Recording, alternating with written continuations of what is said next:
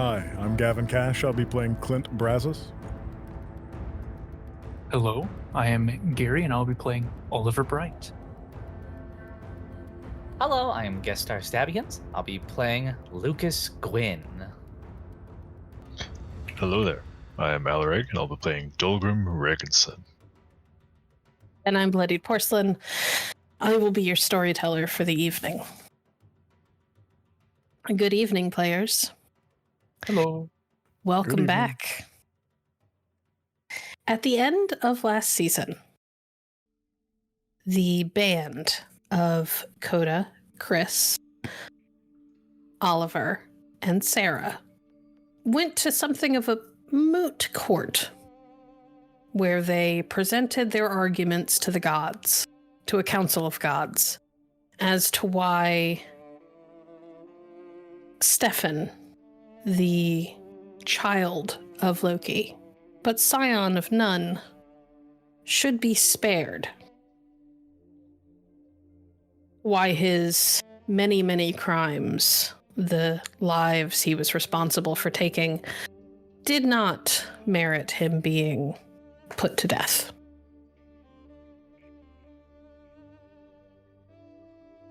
It was, and in the end, a flip of a coin that decided Stefan's fate. They had managed to convince almost exactly half. And the god of luck flipped his coin and decided to spare Stefan's life. In the months that have followed, people have had a chance for some downtime. While Stefan went to prison, the Scions checked in on him occasionally, some of them anyway. Sarah gave up her practice as a public defender and went to take responsibility for her part in earning his stay of execution, and has been attending to him in Loki's cavern, holding the bowl that prevents the venom of the serpent from dripping into his eyes every single moment that he's strapped to the stone. Oliver returned to his life as an academic, though not as a teacher. He went back to school and became once more a student, pursuing, I believe, his PhD. Indeed. Chris rejoined his band, got his band back together. They went on something of a flurry of recording and writing over in Greece, sponsored by his mother, Artemis. She ensured that they were given the space to do their writing and do their recording, and the sales of his album have done so well that they are now on a world tour. One can assume that as a scion, Chris has not gotten to completely drop out of his responsibilities and his promises to the gods. But his pantheon is finding ways for him to meet his commitments, even though he can't be with the band that he was a part of when he survived the attack of the Fenris Wolves. Coda also returned to school, but also dove headfirst into a number of other things that we will talk about when she has returned. Needless to say, she is incredibly busy and is not able to join her bandmates again just yet. They know that they will be seeing her probably within a few days.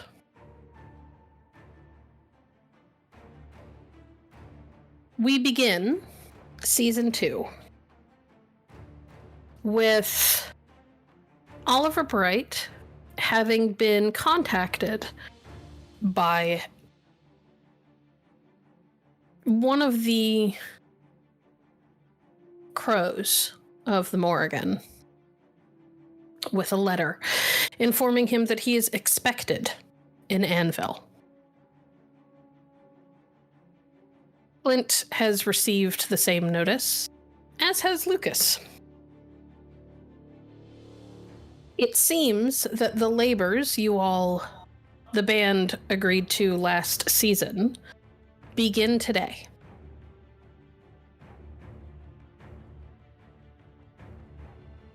Dolgrom, you know that these scions of the Twaha are gathering in Anville. Do you wish to greet them at the borders of your property?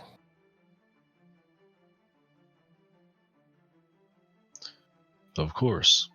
It's the duty of the mayor to greet the scions.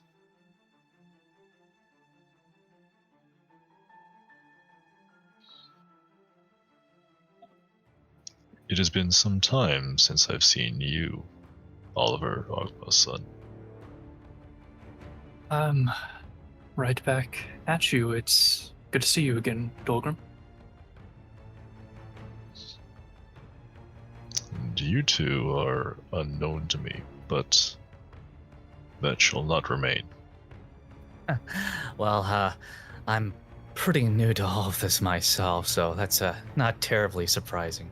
I'm Lucas, by the way. Good to meet the both of you.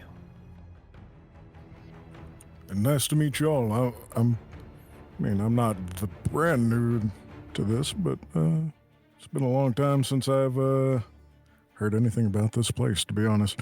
I'm Clint. Nice to meet you all. Nice to meet you both, Lucas, Clint. I am Dolgrom Reginson, the mayor of Anville here. Come. There's food and drink and warm beds should you need them. That sounds Well, pretty good to me.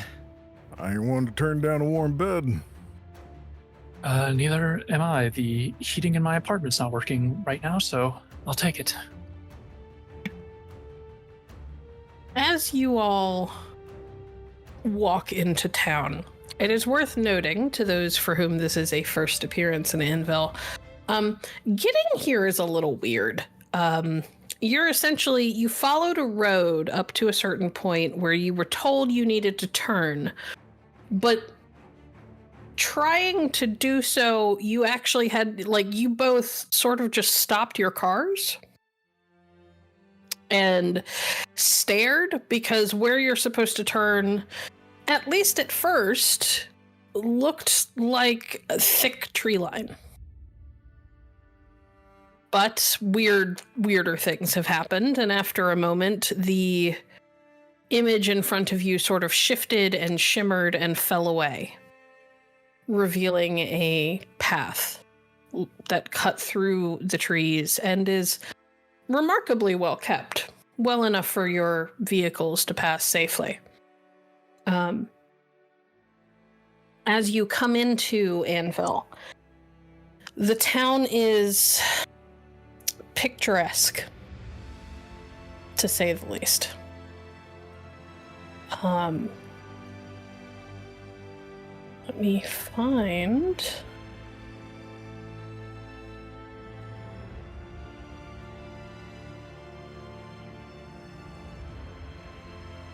You've got... It looks like almost something off of a postcard, but not quite normal enough, with a touch of the weird to it.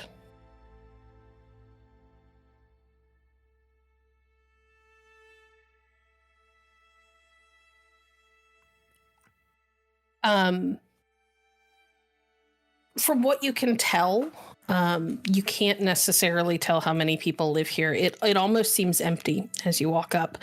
The buildings are like quintessential colonial style. Wooden columns surround small porches. Thrust-style doors lead into foyer halls. As you walk up to the building, that Dolgrom is leading you into, you realize that the columns have small carvings, knotwork and agam.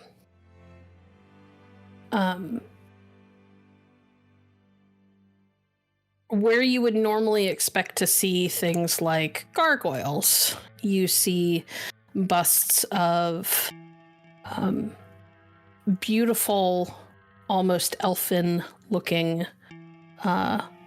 people. You see trees carved into some of the columns, and some of the columns even spread out at the bottom like tree roots that sink into the porches of these places, but somehow blend perfectly and don't make anything bow or bubble at all.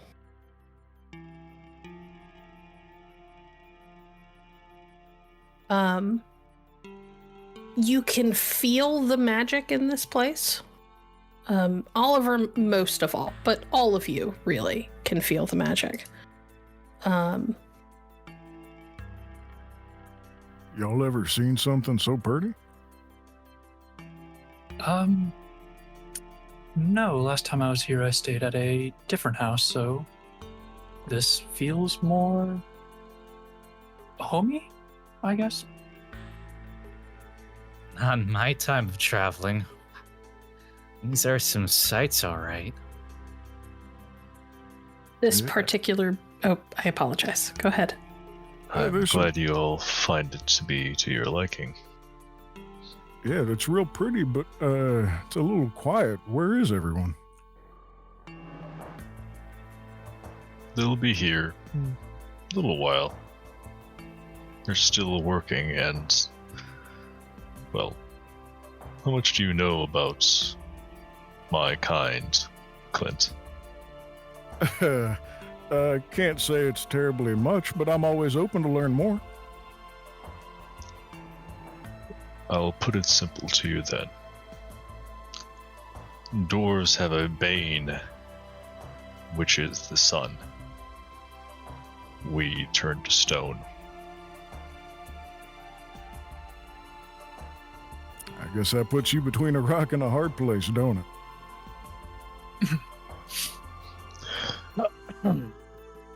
Good thing we enjoy smashing rocks.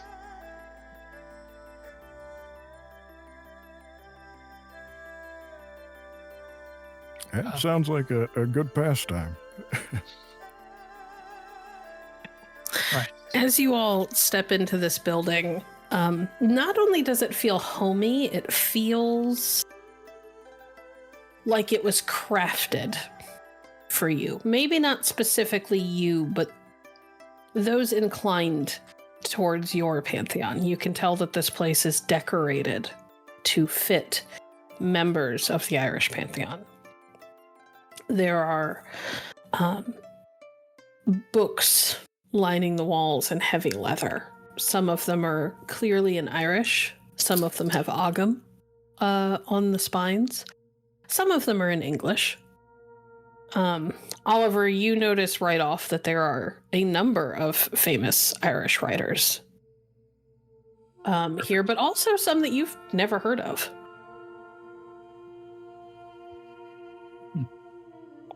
There are tapestries depicting scenes from Irish myth and legend. And as you all walk through the foyer and into a large sitting room with a huge stone fireplace, it feels rustic, a little less polished than everything else, but still somehow incredibly homey, like it was meant to be here. There is a tall bird perch, and sitting on top of it is a single black crow. One of the biggest anyone except maybe Clint has probably ever seen. Hey, what are you doing in here? Dang, how the birds eat around here. Bird sort of snaps its beak a little bit and tilts its head one way and then tilts its head the other, like it's looking at you through both eyes, but it has to turn its head to do so.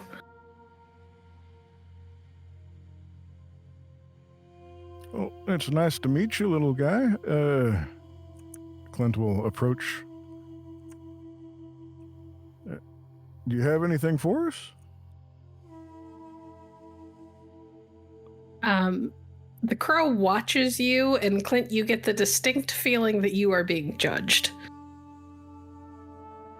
Clint puffs up a little bit at that sensation, kind of straightening his back, shoulders out. Don't get too close. I was robbed by one before. Well, that's probably because you had something shiny out. Was it that big? Relatively. Clint, is your bird with you? I would say so, yeah. I'd say Ian is on his shoulder.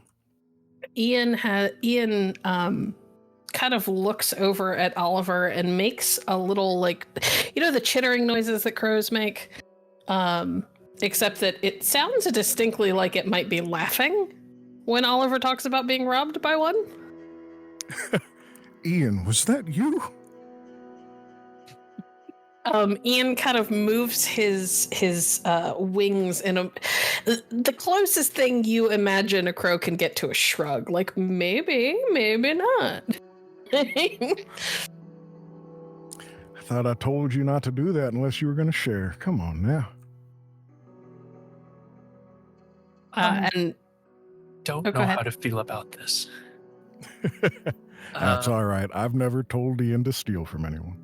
Lugh will slowly approach, but he's kind of not quite tuck himself behind Clint, but just so happened to be standing a little bit more behind him than anybody else.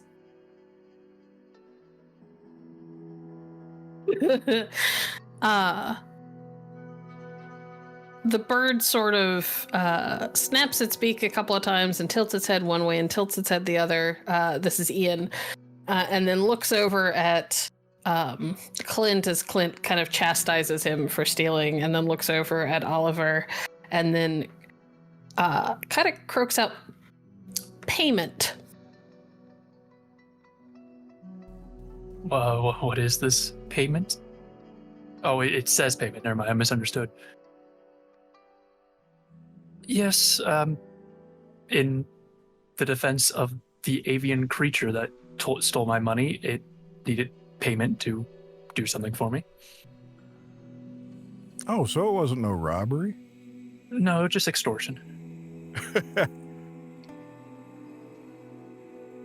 Birds aren't quite that mean, but, I mean, they do expect something in exchange for their hard work, same as you or me. I suppose so. Ian hops off of Clint's shoulder and onto the perch nearby, settles next to the slightly larger crow, and the two sort of like tilt their heads next to each other, tap beaks a couple of times. They're like snapping their beaks back and forth, and they're making those little noises in the back of their throats, and you get the feeling that they're talking, but you're not entirely sure what's being said. Clint will try to understand them. Just try to listen in and pay attention with a little animal communication. You do have that, don't you? I sure do. All right. Give me perception and animal, Ken. Can do.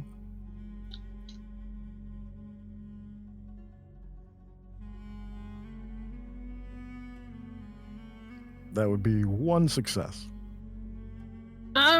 You catch snippets here and there. It's not that you don't speak the language, it's that they're talking quietly and very, very fast. And you get the feeling that You get the feeling that they're almost speaking in code to one another. Like they've got a shorthand. They don't have to make full sentences to understand each other, that sort of thing. And you've seen this before. Birds that know each other exceptionally well can sometimes do this. Though only the special ones. Normal crows you've never seen be able to do this. You can always understand them right off. Right. And then after a moment, the two again sort of like tilt their heads against each other.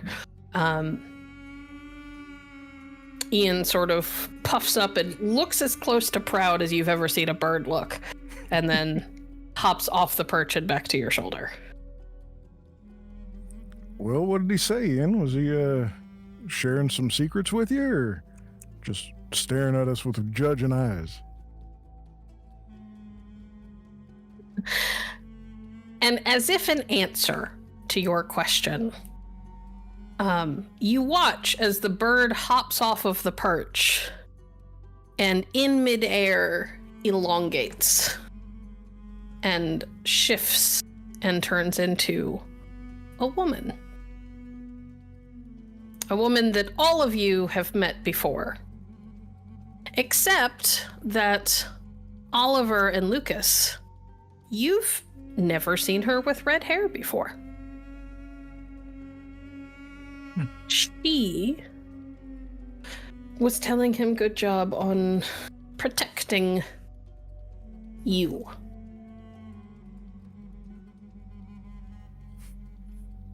Hi, Mom. Yeah, Ian's doing a great job. I know. Oliver Bright. Morrigan?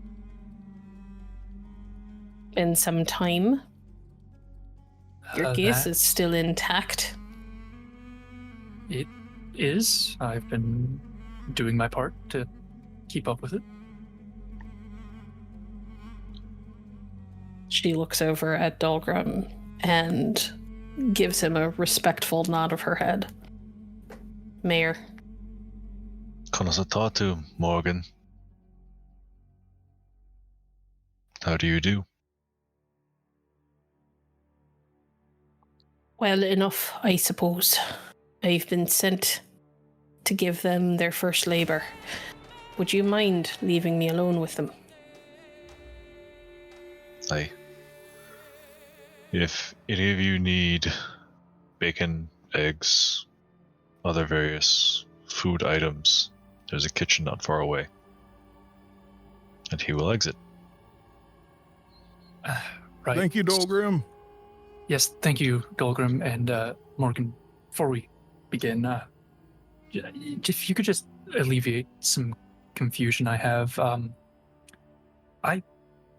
Why have these two been dragged into the stuff I and my friends have done? That burden shouldn't have to rest on them. Your friends have become hard to get hold of and have committed themselves elsewhere. Clint is my son. He'll go where I tell him to. I have a vested interest in what's coming for you and that it goes well. So I have entrusted one of mine to help see it through. I see, and as for him, and I point to Lucas. He kind of waves. Lucas was sent by his father. Also has a vested interest considering he's supposed to adopt the wayward boy once this is all over. Ah. All right, then. Then I suppose that is a good enough explanation for me.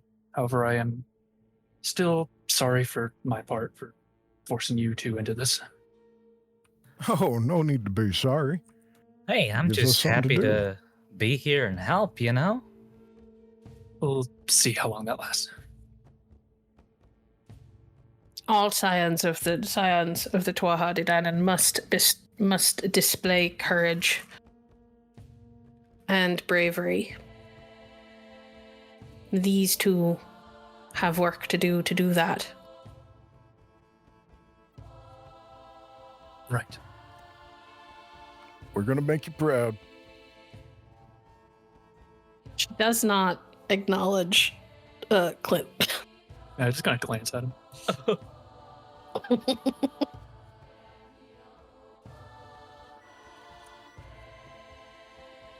What, aren't you confident? We're gonna handle these things. It's we've been called to the task, haven't we? Yeah, we sure have. That we have. And I suppose we should get into it. So, this labor. You've been sent to tell us of it. First, sit. Yes, ma'am. I'll take a seat. Yep, Lucas will go ahead and sit himself down. The Morrigan will sit herself across from you and cross one leg over the other.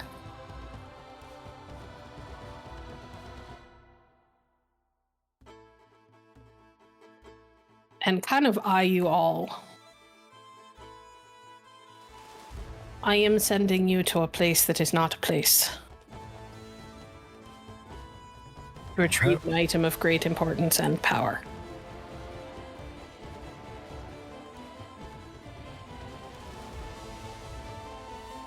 How do we get to a place that ain't a place? You are traveling to a Magmel.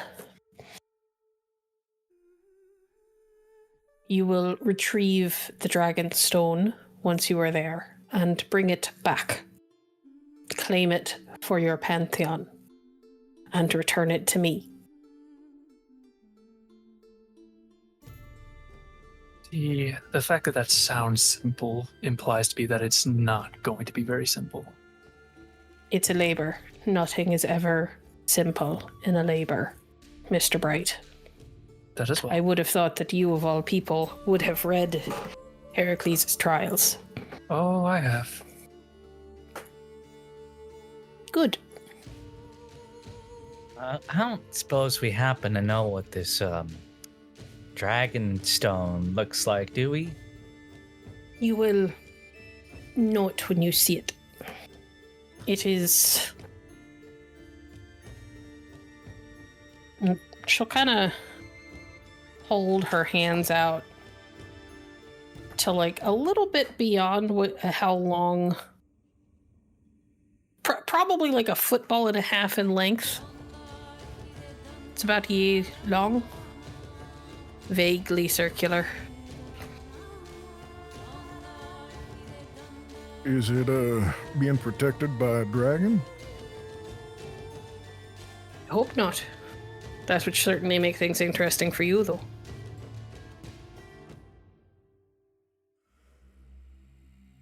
I'm not sure you're ready for a dragon. Is there anything we can expect that you can tell us? It will not be easy. You will not be safe. Wonderful.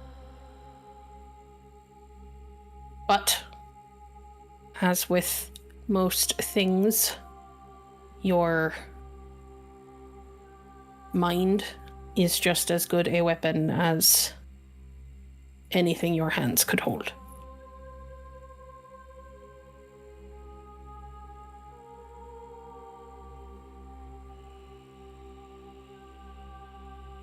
I certainly hope so. There is no time limit on this, though I suggest you accomplish it as quickly as you can. Else Miss Masakoi will come and be given the next labor to do on her own. Ah, Oof, oh, we wouldn't want that. Well, in that case, when do we start? Now, Oh, Well, now's as good a time as any. I suggest you speak to the dwarves. I am not allowed to give you any more information, but they are old and wise. And they'll know how we can get to this place that's not a place. You called it what? Magmel, the Magmel. Plain of Joy. Well, that just sounds lovely. She gives you a look, and there is the feeling that she might be smiling, but her face does not change. It's a little unsettling.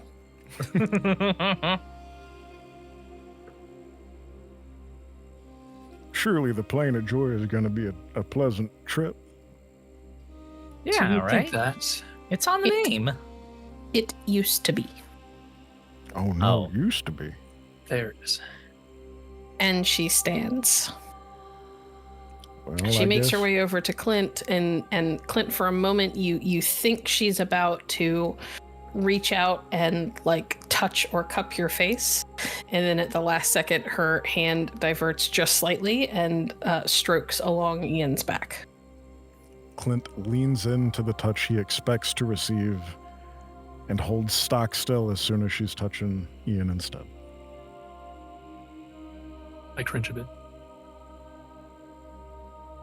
There's Take just the care of him. subtle bit of pain on Lucas's expression. Take care of him. And it's not clear if she's talking to you or the bird, and then she turns for the door. Yes, ma'am, I'll do my best.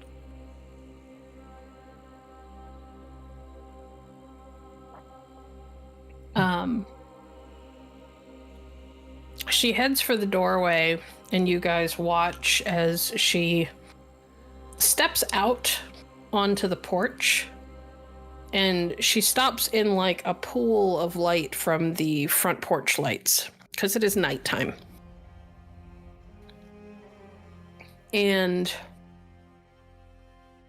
there's a moment as you guys are watching, I would like everybody to make me perception awareness, except for Oliver. Perception awareness. Okay. How do dice roll? Slash roll.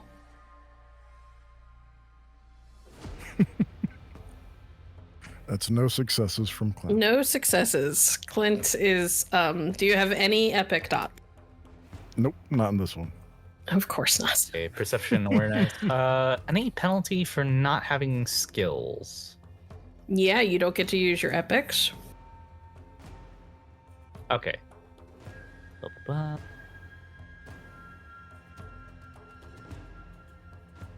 Y'all watch, she's gonna do something.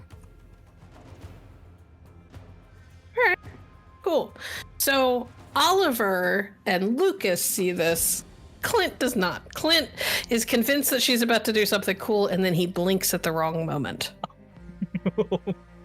And as he blinks, you guys watch, you swear as like a bolt of lightning hits in the background, which is weird because there's no storm, but a bolt of lightning hits in the background, and in that flash, her form flickers. And for a moment, you swear she is standing there. You can't even tell if she's dressed because she is covered head to toe in blood. And then she looks like she's in her coat again. And then the coat kind of spreads in a gust of wind. Looks like raven's wings. Almost looks like raven's wings. And then she is a bird and flies off. Well, Y'all, you were certainly right. And I pat Clint on the shoulder. yeah, the way she turns into a bird's real cool. Mm-hmm. That part. Wowie. Right. So I'm gonna rub my hands together. For starters, welcome to the team. We used to call ourselves Beige and Confused, but that I don't think applies anymore. So we'll workshop a different name if necessary. Before we move on and go figure out how to get where we're going from the dwarves, I have a very, very important question for the two of you. All right. All right. How do you feel about audiobooks? Audiobooks, love them. See, it kind of depends on the genre for me, but I'll listen to whatever you put on. I'm gonna put one hand on each of their shoulders. Fellas, I think we're gonna get along just fine. Road trip time. Clint is all smiles. All right, let's go see if we can find Dolgrom or some other dwarves. Or breakfast. Or that. Oh, definitely breakfast. Said there was a kitchen around here somewhere. Yeah. I hate to admit it, but I'm only going to because Coda's not here. The last thing I had for breakfast was 2 days ago, and it was toaster strudels that were expired. Well, how do you feel about eggs and bacon? He said they got a bunch of it here. That sounds phenomenal. All right, breakfast first, or talk to the dwarves and learn what we got to do? The responsible thing to do would be talk to the dwarves. But the we're gonna stomach- get breakfast first, right? You There can we do both if you'd like. Oh, Dolgrom, Where did you hello. come from? The doorway. It is still open, you know. I didn't, actually. I mean, Close door it's your behind it. town, so I suppose you can go anywhere you wish. Let's just saying goodbye, that's all. Breakfast and a briefing, though. Sounds good to me. Yes, to the kitchen where we can eat and talk about finding this place that's not a place. The Plain of Joy. Yes. The what now? We need to go to the Plane of Joy to grab a Dragonstone Yeah, and bring it back. Malmeg, I think. Did I say that right? I think so, yeah. Mogmel. Oh, yeah, that. Ah, so close.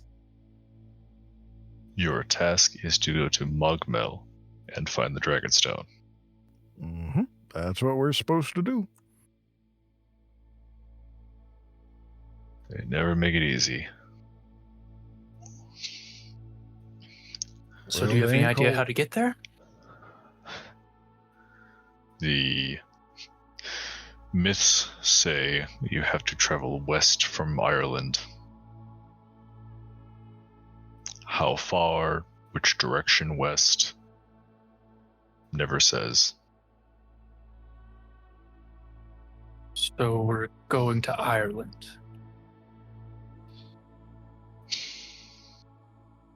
The Plain of Joy as is right now is under Manannán mac Líre's control. There is a daughter of his out that way. You probably can start. All right. And is there any other details about him that we should know?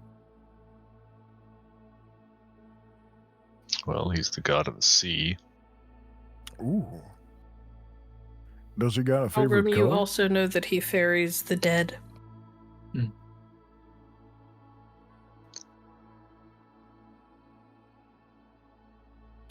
Does he have a favorite color? If we're going to meet him, we might as well be presentable and...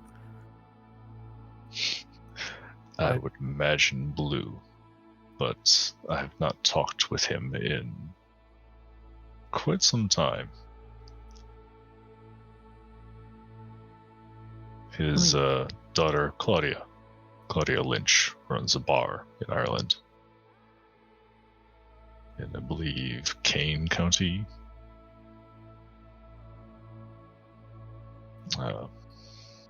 Betty would know better. Apologies. That's quite all right. You've still given us something to go off of. Worst case scenario, I can rate some of the books here and see what else I can find. Yeah, sounds like we got to go talk to Manannán and his daughter. Manannán mac Líre. Yeah, that's what I said, right? Yeah, non mukbang. Anyways, yeah, we should get moving. Oh, practice the name. Manannán Mac mac Líre. Líre. The reason I ask this is because it is his full name. It is his title. You screw that up, it is an insult. We don't want to do that. Thank you Oh. for letting us know. Yeah, that's good to know ahead of time. Oh, Speaking of Betty, are we going to meet her as well? Are we going to have the pleasure? That woman goes where she pleases. Happily, might I add. He's not wrong. Oh, there you are. Betty, I was about to say it would be disappointing not to see you before we leave. Well, I was given to understand that you were going to stay for breakfast for dinner, and then nobody came to the kitchen. And she's looking at Dolgrom. Were you keeping them busy? I can hear their stomachs from across the house. It was not my choice. Mm-hmm. When the Morrigan tells you to leave the room, you leave. And how long has she been gone? And you've been standing here talking when you could have come across the house to talk to them in the kitchen so that I could feed them? All of a minute. Oliver, Betty. you are wasting away. I know I'm not getting enough calories, especially with my new workout routine. That's not important. What's important is I am very hungry and I'm very appreciative of what you're offering. Well, come on. I'm going to the kitchen. Clint and Lucas, the woman that you see is shorter than Dolgrom, a little bit more round. She has a pretty cheerful face, but it is currently set in a very no-nonsense kind of motherly look. And she's got her hands on her hips as she looks up at the three of you. And despite the fact that she is significantly shorter than all of you, somehow you feel small in front of the mom energy that this woman gives off.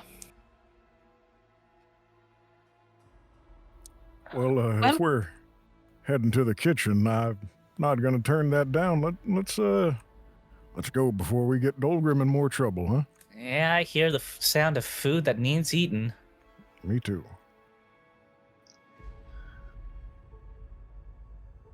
You too. And she's looking at Dolgrim. Come on, you haven't eaten since lunch. Yes, my dear. I love you too. Mm-hmm.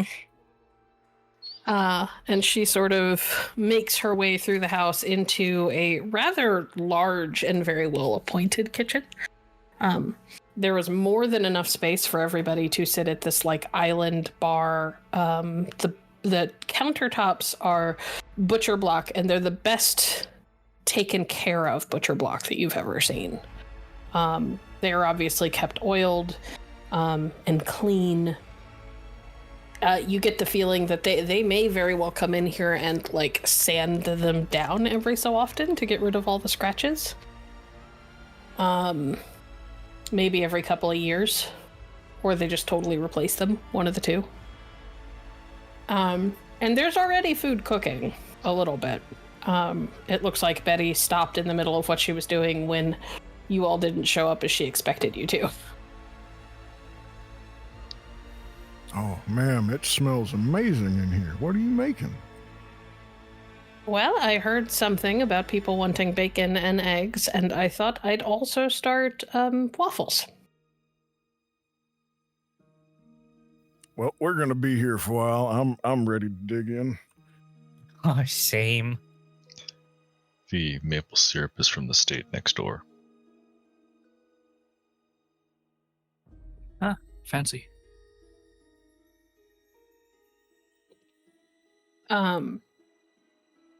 You guys spend a few minutes getting settled. Betty starts, or continues cooking, starts putting out food. Oliver gets the first plate. It's mostly just sliced fruit, but his stomach is growling so loudly at this point that she's like, I've got to get something in this guy or he's just going to keel over. I gratefully take it. Try to wait respectfully for like maybe a minute, and then it's just I'm just shoveling fruit into my mouth. Dolgrom is shaking his head at you like, don't wait. Do not wait. And she sets out mugs of coffee and then kind of glances over at Dolgrom and gets an impish little smile on her face and produces a bottle of whiskey from within her apron. And adds a little bit of whiskey to each of the mugs of coffee. They'll actually need it. The Morrigan and the other Irish gods in their wisdom have tasked them with the Dragonstone in Mogmel. Well, isn't that interesting? What do you all plan to do about it? Well, it seems we need to get to Ireland first to get there.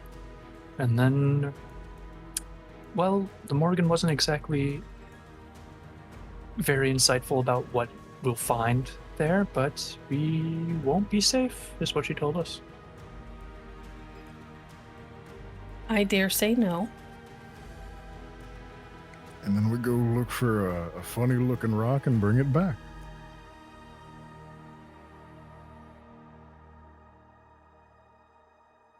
It seems pretty straightforward to me.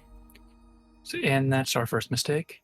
We are scions. If it seems straightforward, it's not. Nothing ever is. I'm sure we'll manage. Probably. As We'll be far as fine. I know, none of you have even heard of Mogmel before now, so No, but y'all are saying that it's the Plain of Joy. I can't help but think it's going to be a fine time. the history of Mogmel is a convoluted mess. It was part of the underworld, Oh? a literal place where the Irish ghosts of the dead would gather and be happy. Fields of green, verdant, joy, laughter. And then, of course, Titanspawn had to fuck that up. Ah. Naturally. So it's sort of like the Irish afterlife underworld?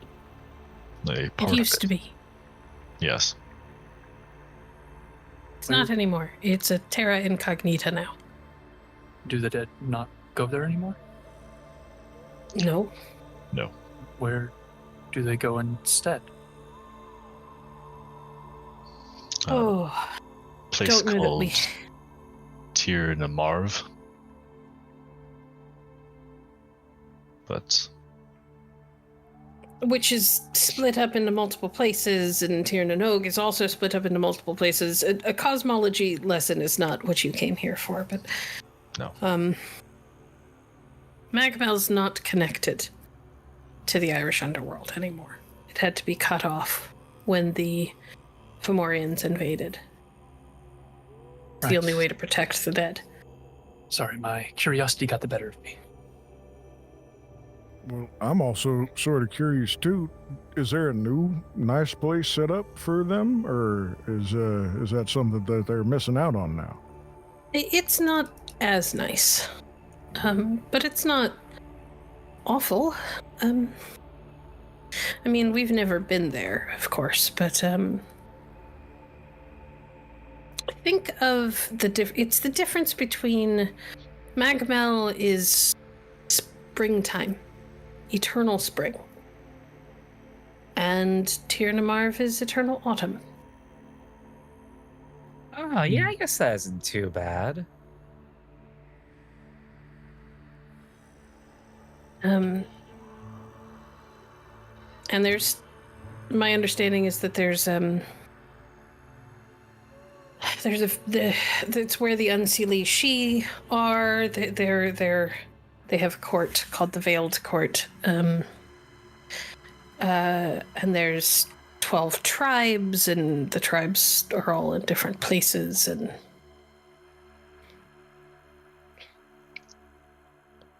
And to be honest, for all we know, there's still Fomorians there as well. So, In Magmel.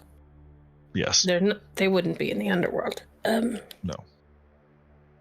Mananan and the Morrigan would never tolerate it. No. Well, what about this dragon stone? What is it? What makes it so important?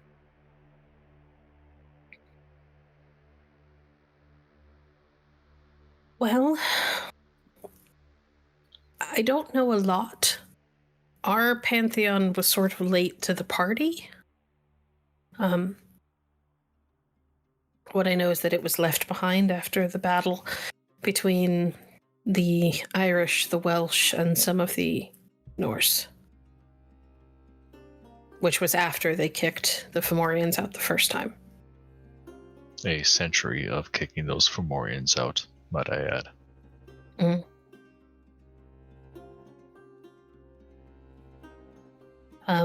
But it's been there ever since, and the Tuatha have, for whatever reason, never gone to get it themselves.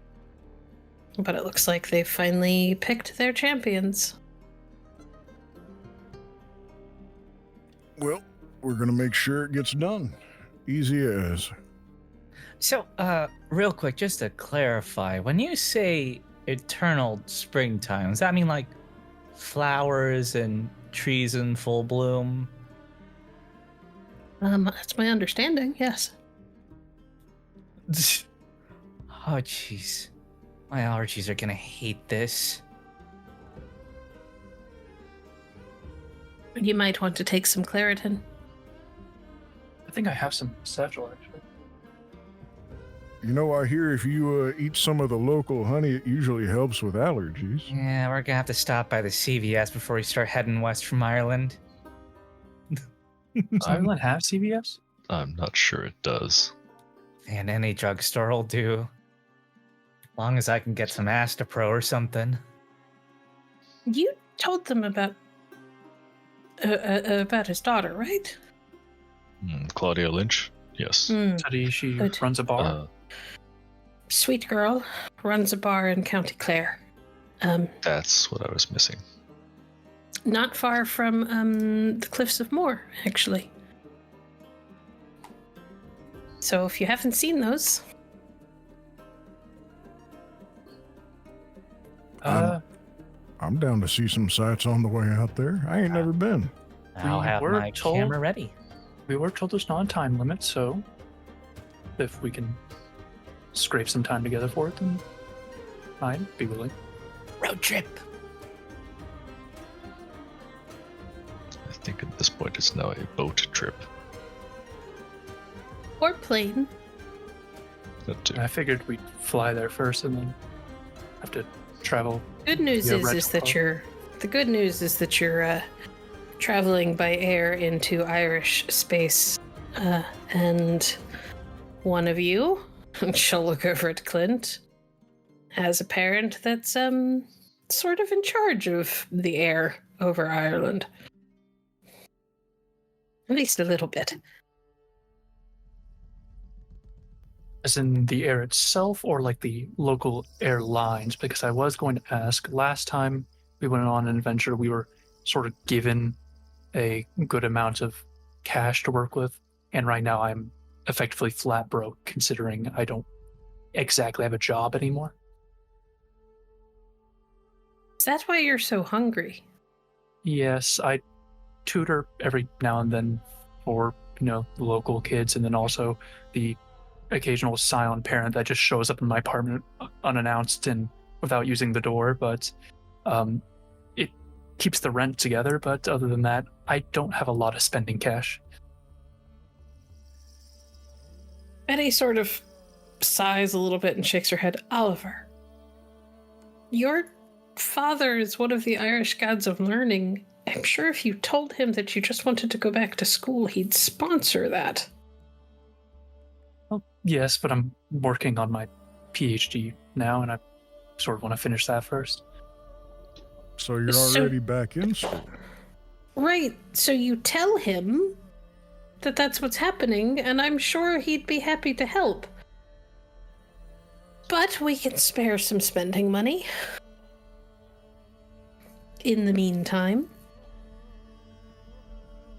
I don't mean to put you out. It was just a question since the last time we sort of had just cash fall in our lap, and it was very surprising. No nonsense. It's not like we use a lot of money here anyway, so what we have tends to have very little purpose, and she'll sort of walk over to where you guys see a heavy, like, granny purse sitting on a table in the corner. And she pulls it out and comes over, and for a minute there's like she's pulling out what you realize are handfuls of precious gems and just sort of piling them up on the counter like they're just in her way to get to what she actually wants in her purse. Oh, shiny. Don't do it. Don't do it, Ian. I was about to say, look out for your bird.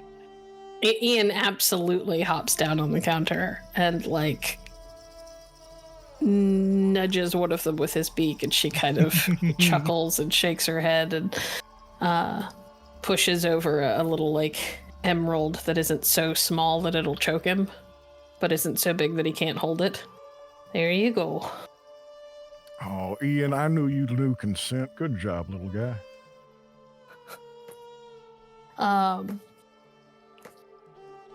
And then she pulls out a wallet and kind of thumbs through it and pulls out a stack of bills, which she hands to Oliver. That should be enough. Once again, I cannot thank you enough for this. You are far too kind and good to us. Call Betty. your father. I will think about it. Don't think about it. Do it. Because if you are doing labors, you are going to be jet setting, and I'm not going to fund every trip.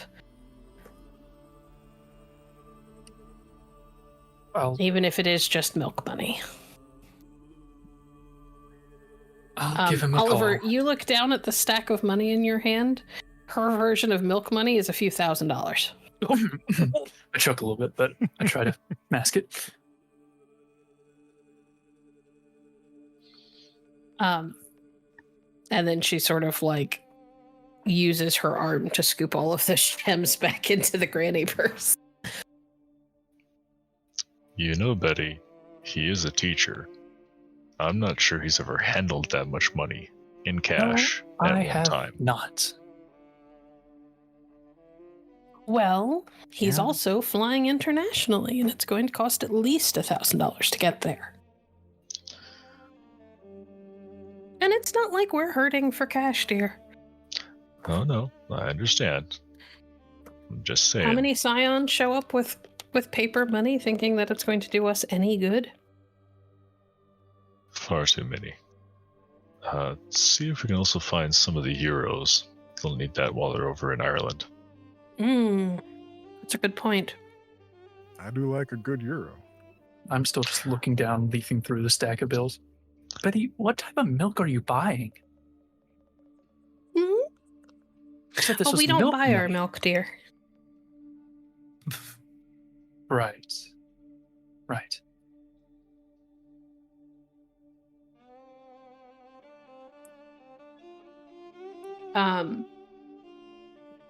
She comes out with another handful of bills, which you can tell are a mixture of British notes and euros as well. Clint looks a little disappointed and as if he may have misinterpreted the meaning behind euro.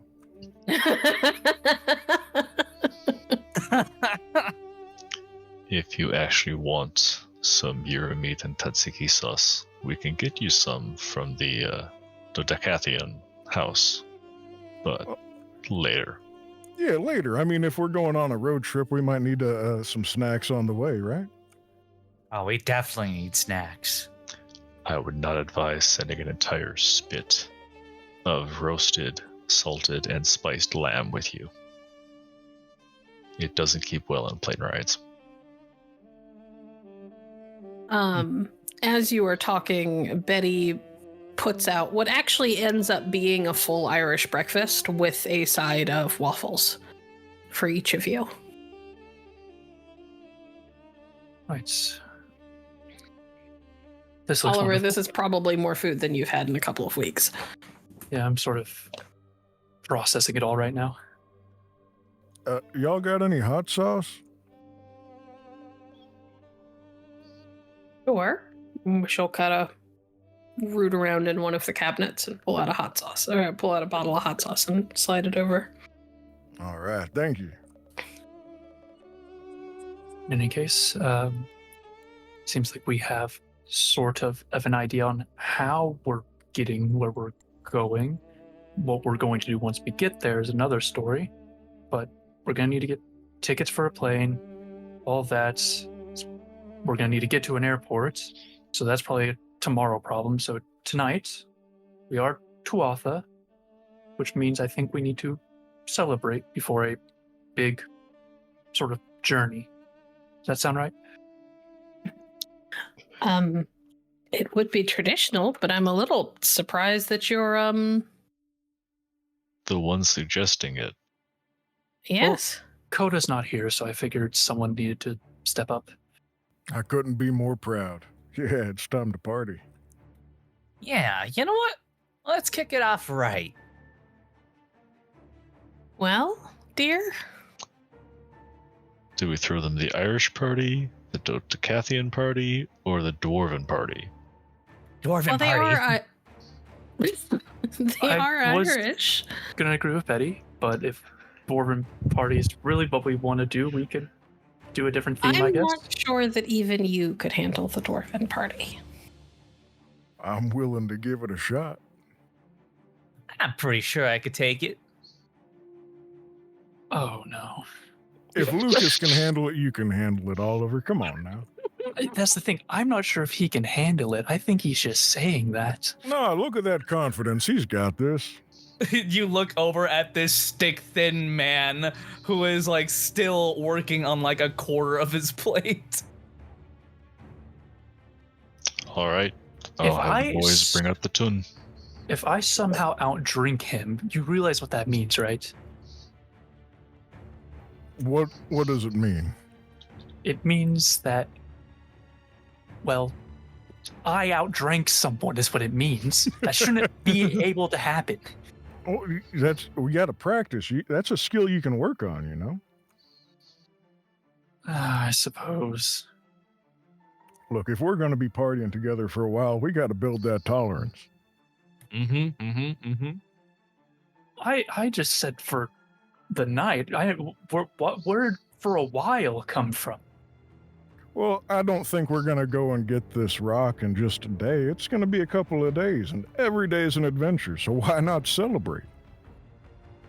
I like that style of thinking. All Do you right. see the logic in it? Okay. So, you all eat your breakfast for dinner. While Dolgrom wanders off to give people the rest of the night off. There is a celebration, scions are demanding libations, and a proper send-off for what it promises to be a truly heroic burden of a task. I would like each of you to give me 3 Constitution and Fortitude rolls if you have the epic stamina knacks that allow you to shrug off poisons and things like that. This is the time to tell me. I do not. I've got one that it looks like I'm doing just fine the whole time. I don't think I have any of that. Oh boy, this I- is gonna be You great. know we're I making do have- 3 of these checks? 2 dots or 3 stamina and fortitude All right, my rolls. first one. And epic counts as auto success, one success. Epic Yes. counts as an auto success, yes. Excellent. My first one has 1 success. My second one has 4 successes. My Jesus. third one has 3 successes. I started off rough, but I picked it up. All right, I'm gonna roll, guys. I can't wait for you guys to see my massive dice pool. Oh no. Yeah, I just looked at your sheet. You are oh. Well, that's 1. Okay. Oh, Ooh. 2. 2. Hey, look at that. Excuse me? Rolling a 5. There you go. Oh, All right, so that would normally be just 1, but I've got epic stamina 3, so that'd be 3 successes. You have epic stamina 3? Or you have That's epic good. stamina it's 2? 4. Epic stamina 3. So it's 4. Oh, 4 successes. Thank you. Yes, you have 1 for each epic dot. Oh, and so that's additive. It's not replacing. Correct. Awesome. In that case, the second one is 1, 2, 3. That'd be 6. DP, remind me, is 5 successes exceptional in this system? It varies. It depends on what you're drinking. Oh, gosh. And that'd be another 6. All right. So here's how the party goes. All right, boys, bring out the barrels. Dolgrom has... So it turns out that in this village, there's probably at least 1,000 dwarves who live here, but they don't all show up. A few, like 100, maybe 200 show up. And they roll out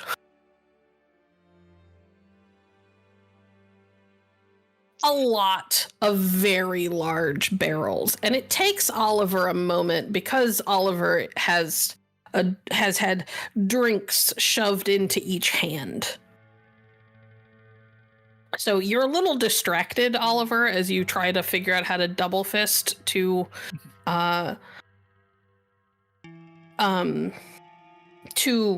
separate drinks. But after a minute, you manage to do the math. 756 gallons is how many gallons total are between all of these barrels.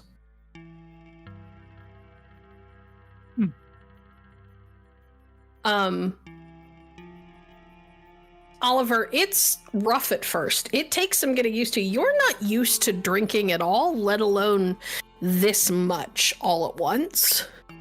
But as the night goes on, you start to learn a few things. At least one of the dwarves coaches you on how to chug and breathe through your nose at the same time, so that's helpful. Betty keeps putting food in front of you in between drinks so that there is always something in your stomach to soak up some of the alcohol. You, don't get me wrong, you are very drunk after a few hours. But you are not so drunk that you are like, can't function. Lucas, you kind of don't remember much after the first 2 hours. What the rest of you do remember about Lucas at the party, however, is that Lucas likes to dance. Lucas, could you please make me a... You're not doing this to me. I am. Let's go with Dex and...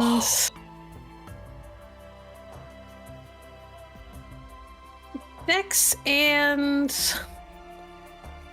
Athletics, and then make me a Charisma and Art roll. Let's go. You can do it. You got this. Okay.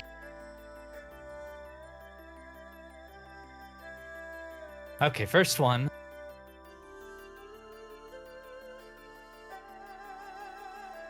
And I'll be with 2 additional successes from Epic Dex. Okay. What was the second roll? Charisma and art.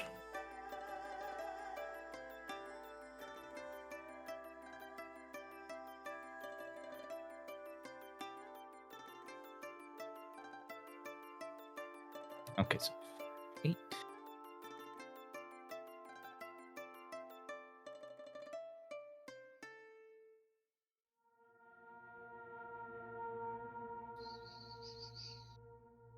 Okay, so All that's right, and that 3 is- plus your epics. Yes. So let's see here. That would be 2 additional successes on top of what I rolled. So a 4 and a 5. Or a 4 and a 4. All right. Hold on. Yeah, no, 4 and a 5. Okay, cool. So Lucas doesn't really remember this, but Oliver and Clint, especially Clint, because Clint, you're managing to go 1 for 1 with Dolgrom himself. You and Dolgrom have become drinking buddies. And he is teaching you dwarven drinking songs, and you are teaching him weird fusions between Irish drinking songs and like Texas twang country stuff. You're like, I know an Irish drinking song, and then like 30 seconds in, you kind of forget most of it, and so it becomes this weird fusion of a random country song that you've heard that's all about drinking and what you remember of the Irish drinking song, and it becomes this like weird amalgamation, and you think you may have just created a new genre of music. But while this is happening, you guys are watching Lucas. Lucas, as it turns out, is a very capable Irish step dancer. He looks like he belongs in Riverdance. Because the dwarves are singing and stomping their feet and clapping out a rhythm, and he is keeping up. He is weirdly, I don't want to say graceful, because in Irish step dance, like one of the rules is that you keep your hands at your sides, and you're like your upper body is very rigid and it's just your legs. So it's graceful, but it's a weird kind of graceful. And it's a little bit impressive. And then at some point there becomes like it's clear that he's unsteady on his feet, and he kind of doesn't want to dance anymore, but he's also not being allowed to stop entertaining people. Oh no. So he transitions to singing. And it turns out that Lucas knows a lot of drinking songs from a few different places in the world. He sings an Irish drinking song. He sings a really bad off-key rendition of "Fuck You, I'm Drunk."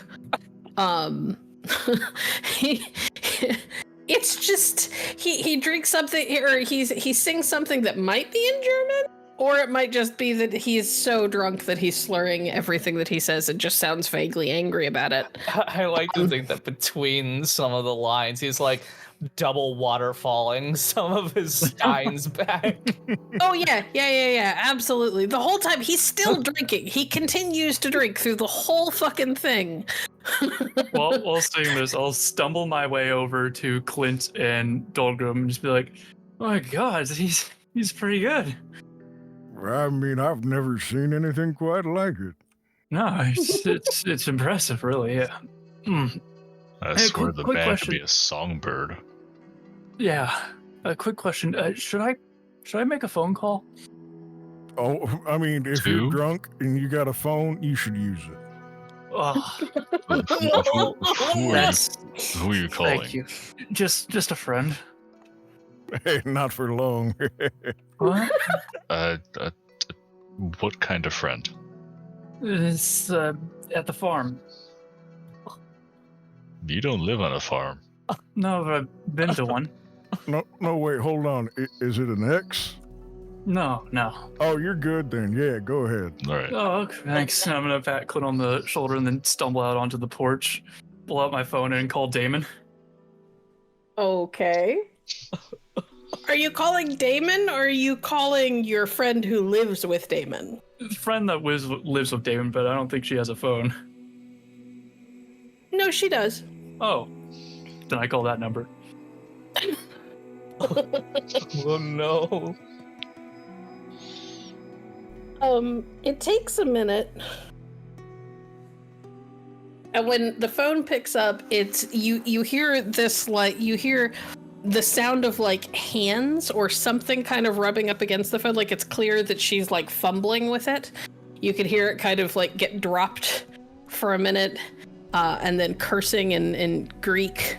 And in the background you can hear like the rustle of leaves. And you probably won't remember this until morning. But in the morning, you're going to remember that you called her in the middle of the night and she sleeps as a tree. So you called her and she had to shift out of tree form to answer because you're kind of the only person who calls her. Hello?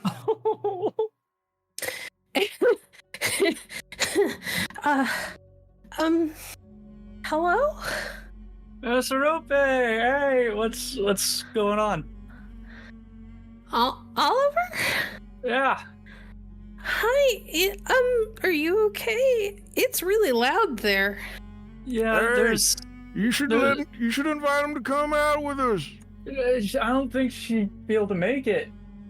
Sorry, I'm at Anville, and we're getting ready to go to a labor. Skål! Grr. Tell Dolgrom I said hi, I guess. Dolgrom Masterope says hi. Wait, that's who you're calling? Yeah. Oh my god, is it a Shit. booty call? I need to send her some beer. Right, so, sorry, yeah, I just wanted to see, what was up. Yeah.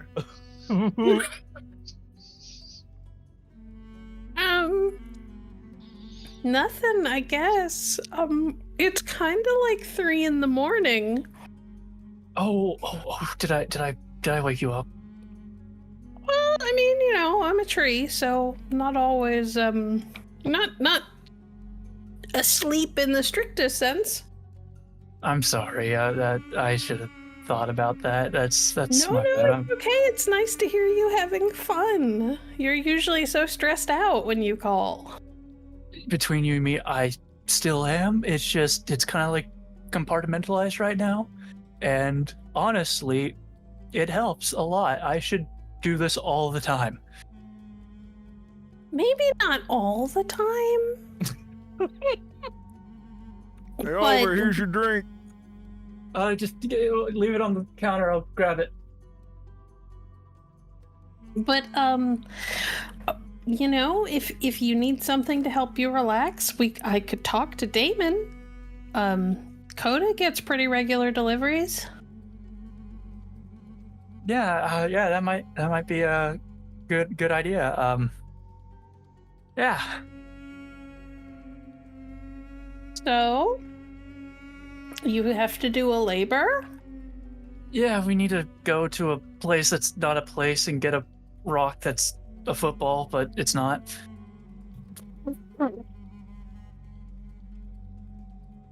Place it's not. Oh, like a terra incognita? Yeah, that it's Yeah, I'm from one of those. right, 'cause you're a dryad. Yeah, that's awesome. We're going to a place called Magmel. I don't know about that place. Yeah, it used to be great, Is it but nice? now it used to be, but now not really anymore. And I kind of sounds like a sad deal. I wish we could fix it, but I don't think we can. I think we're just trying to get the rock. Oliver, you're a scion. Your job is to fix things that can't be fixed. Yeah, well, other signs maybe, but it's me. No, you're just as much a scion as any of them. The scions yeah. are born to do the impossible. Well, yeah, no, I am So a if you want to fix scion. it, then you can fix it. Really? Yeah. It- Maybe not right now because you have other labors to do, but like you could go back. Yeah. Once you know how to get to a Terra Incognita, most of them you can get back. There aren't usually super strict rules about how to get to them. Yeah, Like really, it has to be on a special day under the right phase of the moon. Like that stuff only happens in movies. yeah, we need to go to Ireland for this one. Oh. You get to go to like your homeland and stuff. Yeah, and I asked Ogma about this once, and that's where he met my mom. So that's interesting. Oh, maybe you could meet your mom. Maybe I think she's like an archaeologist or something. That sounds cool. Yeah. Am So- I bothering you so- right now? No. Okay, just making sure. So is like are Coda and them going with you, or No, Coda's doing something. Sarah's in a cave, stopping poison from doing poison things, and Chris, he's doing a world tour, and his band it's doing really good. I listened to a few of their new songs. It's actually really good. so are you going alone? No, I got two other guys. They're also Tuatha. They're really great, actually. I think I asked them how they felt about audiobooks, and they said they liked them, and that meant a lot. Well, then obviously they're great guys. Yeah, that's what I was thinking. Well, I'm sure you guys are going to have fun, and you'll have lots of time to listen to audiobooks on the plane or the boat. Are you taking a boat or a plane? I think we're taking the plane. Okay. Should we take a boat instead? What's the pros and cons? Well, I mean, it really kind of depends on like the gods that you're associated with and how much risk you want. Planes are shorter, so the amount of time that you could get attacked is smaller, but also the attacks that could happen could be more serious. Because Clint, you're he's in a one of the plane. guys. Yeah, well, Clint, one of the guys that's with me. His mother is the Morrigan, my aunt, and she controls the air, so that should be groovy for us. Yep, then you should be okay. Yeah.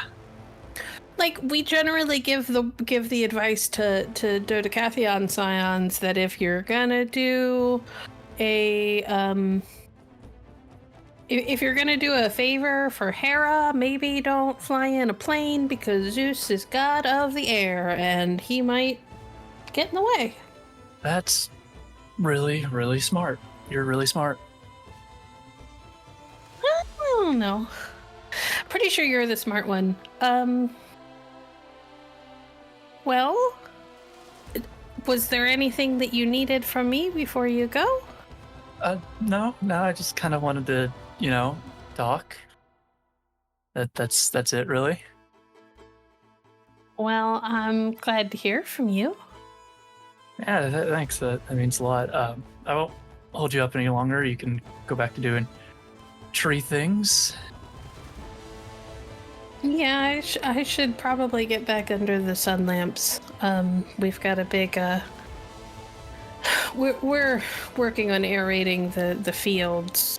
Because it's fall and we can't really plant right now, but we have to keep the soil good. So it's gonna be a really busy day tomorrow. Yeah, well, best of luck to that. I know you'll do great. I'll do my best. You guys be safe, okay? All right, thank you. You're really pretty. Bye, and I hang up. Hey, way to go. Clint will go for the high five. On the tail end of that, he's just gonna hear, "Hey Lucas, look what I can do!" As Lucas, as fucking. Lucas will say, "Hey Oliver, look what I can do!" As Lucas is gonna attempt a cartwheel while double bearing two steins in each hand. While watching this, I go for the high five, but I just completely miss because I'm too focused on this now. I Want me to would roll for that? like Dex Athletics, and this sounds like a 1 die stunt, so I will give you an extra die. Okay, so I'm rolling with 2 die. Is that right, BP? I'm only rolling 2 Dex die for this. Athletics, Oh, my bad. you get an extra 1 extra die. 1 extra die. Okay, that sounds amazing. Okay, it's Death Athletics. Okay, so I'm rolling 6, 7 in this case. All right.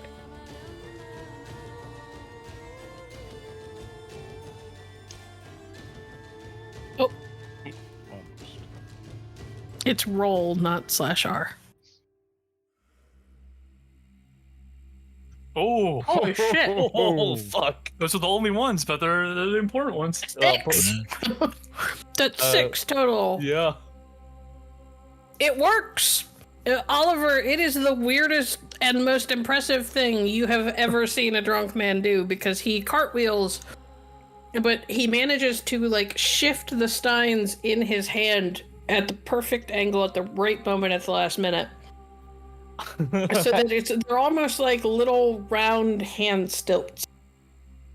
Oh, So instead of my. his hands touching the ground, it's the steins, and then he stands up and manages to do it all without spilling a drop. Oh my god. I'm gonna grab the drink that was left for me on the counter. I'm just gonna clink glasses with him. Wow. Yeah. Hey, that girl, she was a treat, right? Oh, you know what? I got the perfect Riz line for you. You should tell her this. I'm sorry, the what? Hey, girl, are you a conifer? Cause you're looking pretty spruce.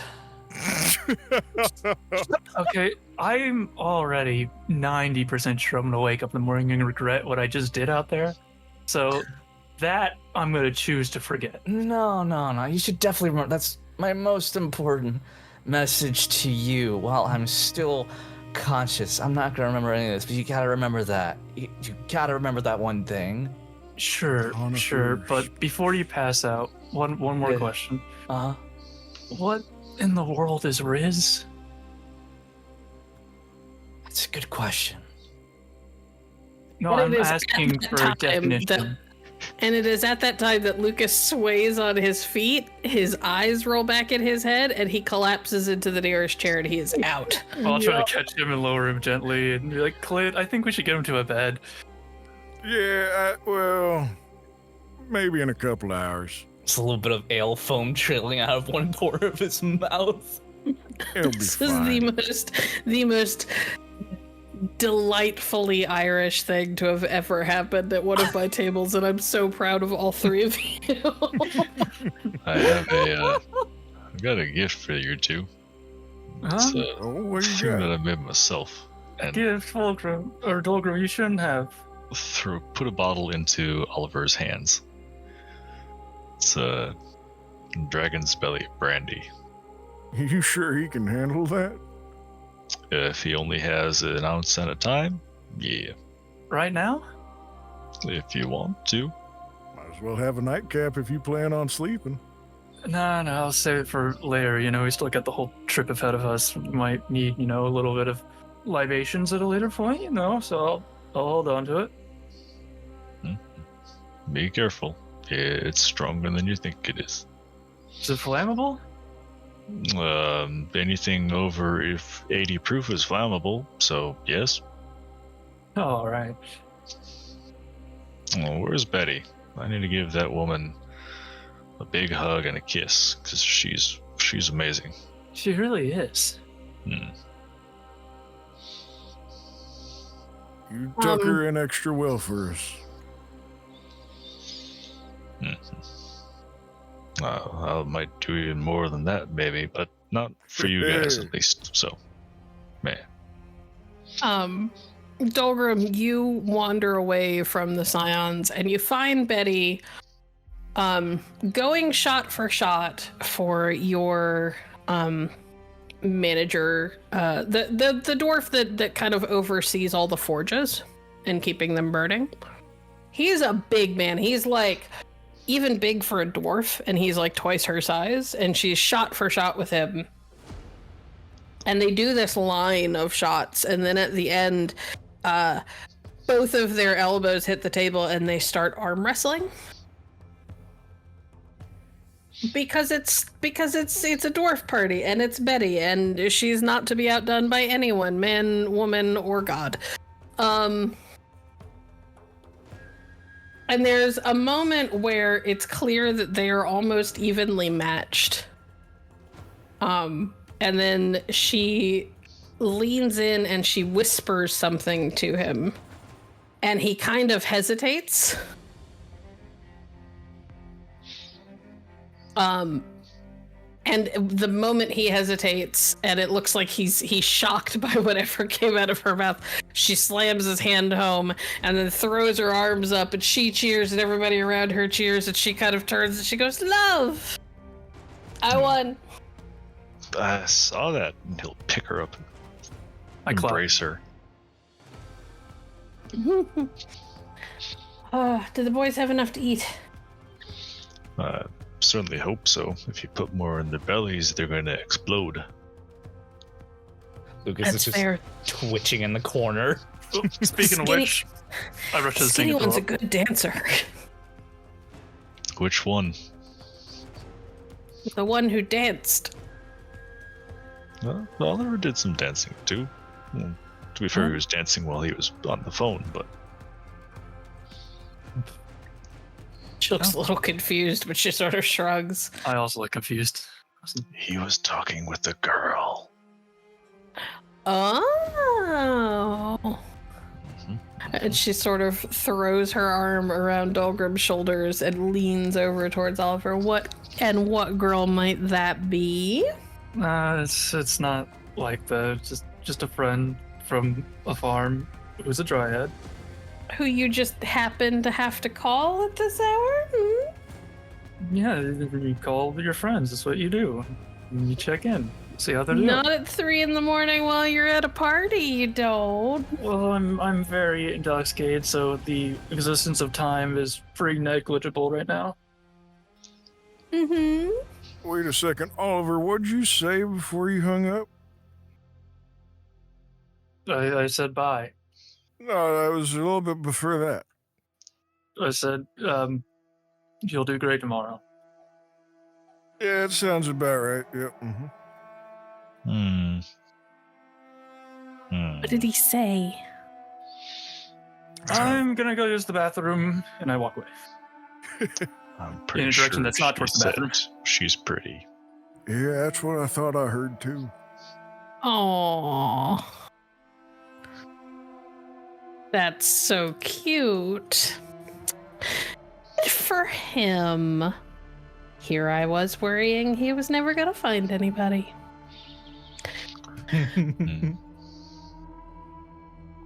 Well, husband. Darling wife. I'm ready for bed. I'm old. Shall I carry then, my love? You'd better. Yes, ma'am. And he will lift her up and not sprint, but quickly make his way off towards their house. And Betty sort of looks back over his shoulder at Clint, who is the only one who has not either fled the scene or passed out, and just sort of waves with a big shit-eating grin on her face.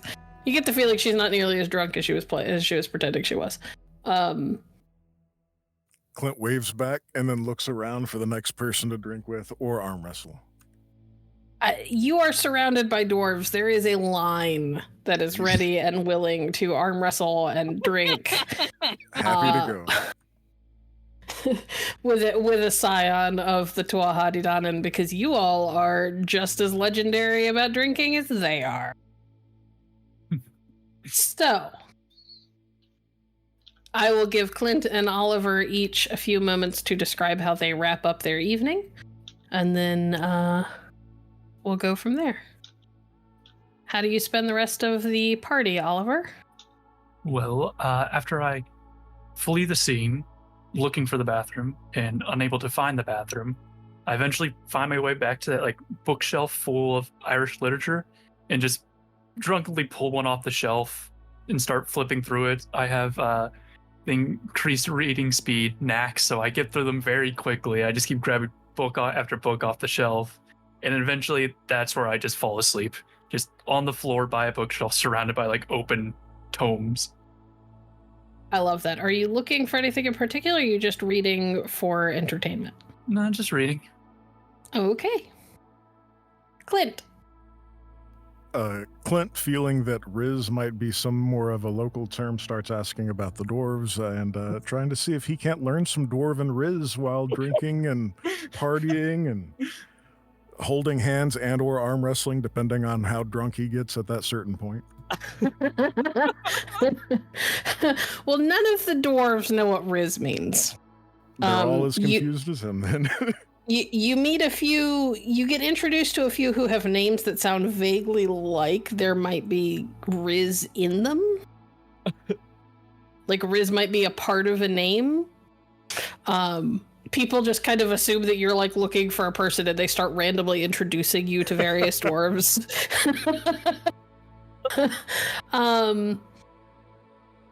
And about, oh goodness, it's probably about 4:35 a.m. You end up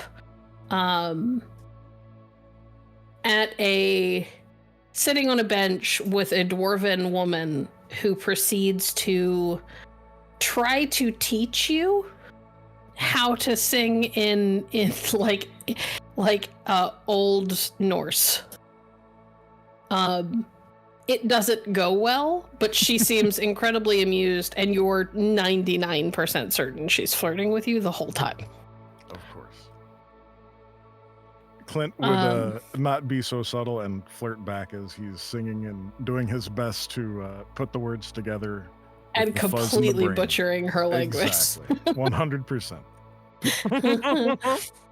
And you end up kind of passing out on a bench outside of one of the many buildings. Beautiful. All right. In the morning, because you have the highest in epic stamina, Clint is the first one to wake up. I am looking at all of your stuff. Yeah, you have like self-healing and stuff like that. You're fine. Yep. You wake up early. Lucas is just a puddle of person who is passed out in a chair in the backyard. Well, does he have a blanket on him? It looks like one of the dwarves may have at some point taken off like their blacksmithing apron and tossed it over him like a blanket. Which is hilarious because he's very tall. So while it is wide enough to cover his upper body, like all of his legs are just splayed out with nothing to cover them. Clint will go over and kick one of the exposed feet. Come on, we got work to do. Spruce. Yeah, and cones too, but we're not worried about trees and plants. We gotta find a rock. Lucas, your head hurts. Your eyes don't want to open. You are a hot mess. You don't remember anything past the first hour of the party. Why is everything painted in pain? It's in pain. What god has cursed me with agony this day? I ain't a god, but maybe in time. Come on, we gotta get up and get going. What are you, lazy? Mercy, please, I'll take whatever burden. Just take away this pain. All right, close your eyes. Don't worry about it. And Clint will go to scoop him up and throw him over his shoulder. It's all rushing to my head. Oh, ow. My eyeballs are going to explode. It'll be fine. Just hold your breath for a little bit.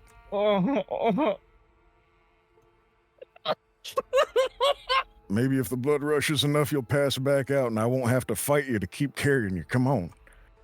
He's already limp.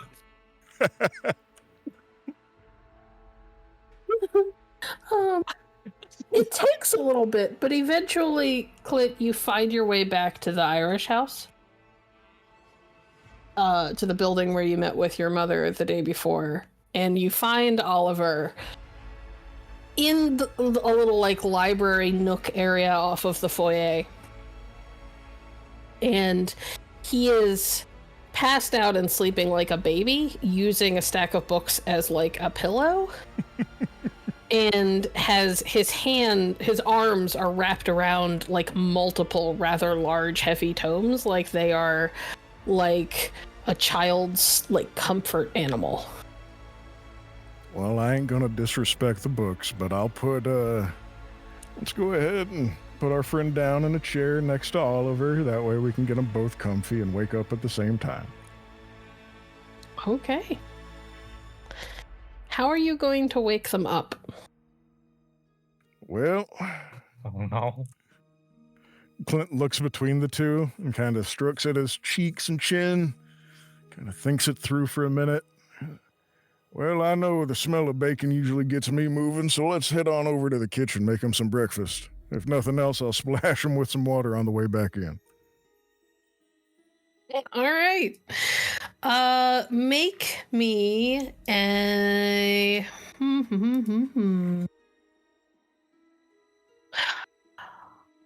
Let's do... Yes. Wits and craft. Alrighty.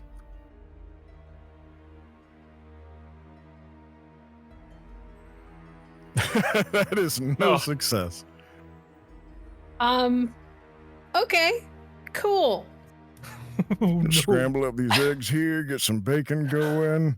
Oh, I forgot. I gotta go and get some juice for some oranges, Walk away. You get stuff started and then ADHD kicks in. Mm-hmm. Oh, no. And you turn, you're like, oh, right, I should get, like, some whiskey so that they can have an Irish coffee and have hair of the dog, and that'll help with the hangover.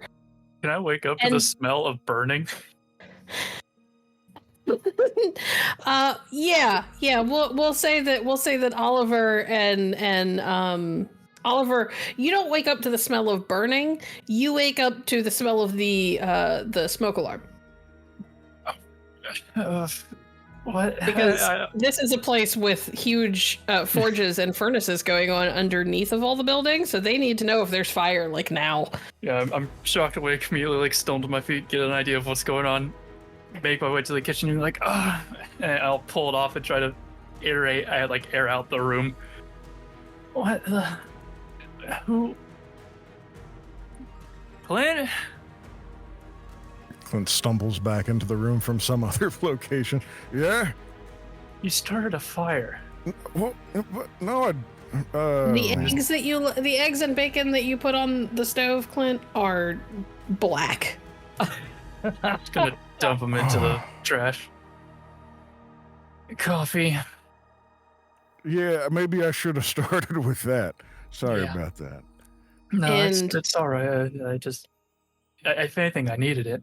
Clint, you are standing in one of the doorways into the kitchen, and Oliver is in the kitchen and has, like, grabbed a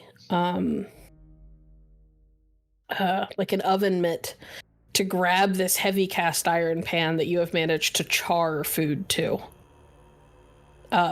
And has pulled it off of the burner of the stove before it can get any worse.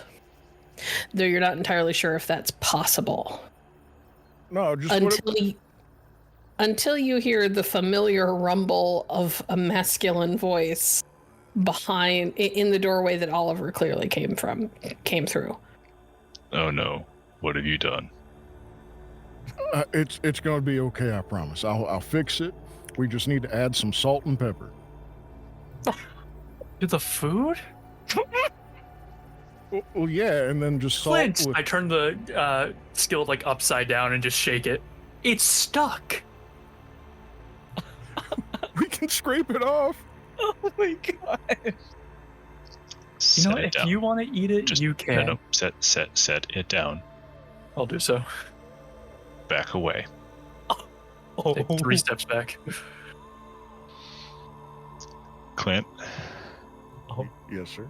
how good are you at running? Well, I should get started. I'm not that great. Let me go ahead and do some stretching. I'll see y'all in about 2 minutes. We'll meet you at the gate. Because I'm not sure my wife's gonna let that go easily.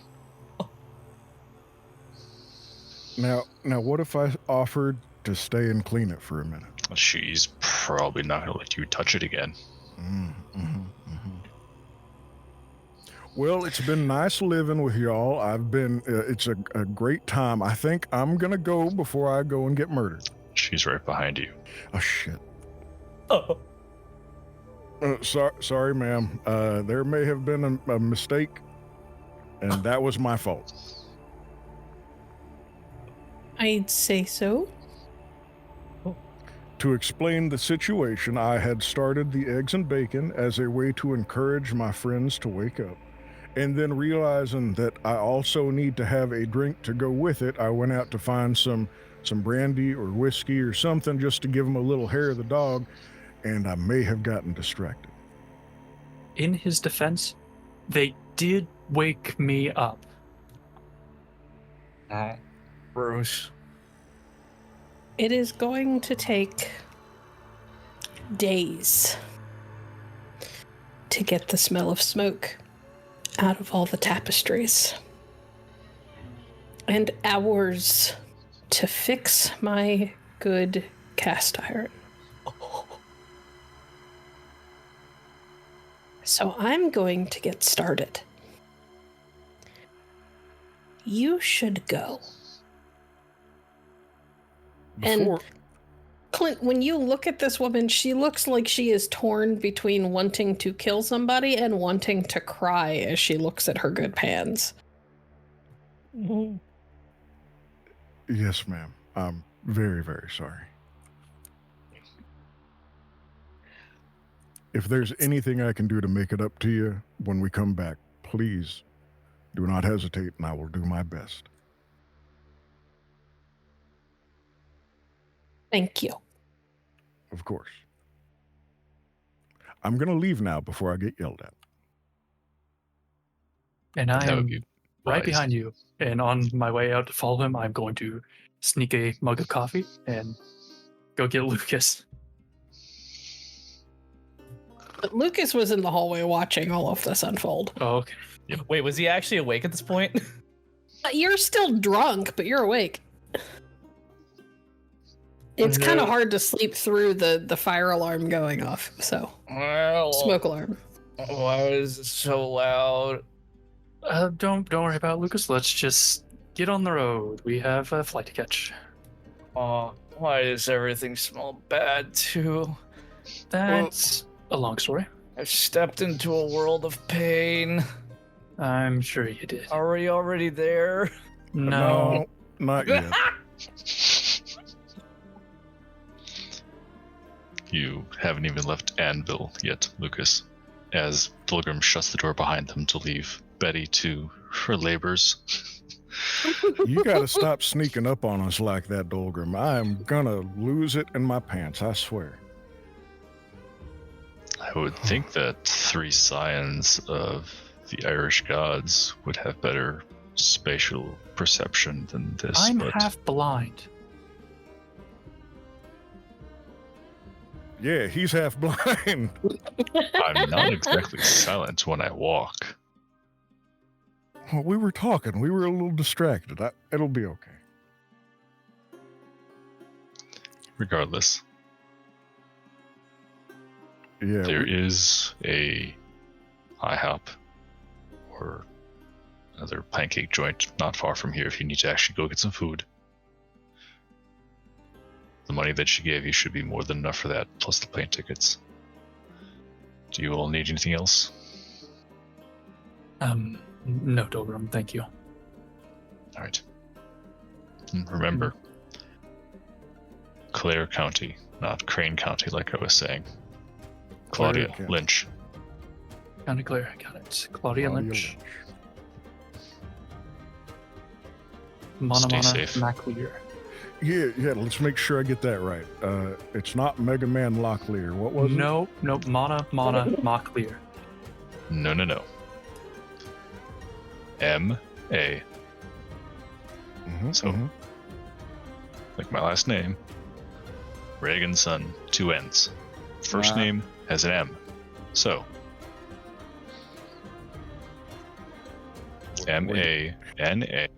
M-A-N-A-N-N-A-N. Monanon.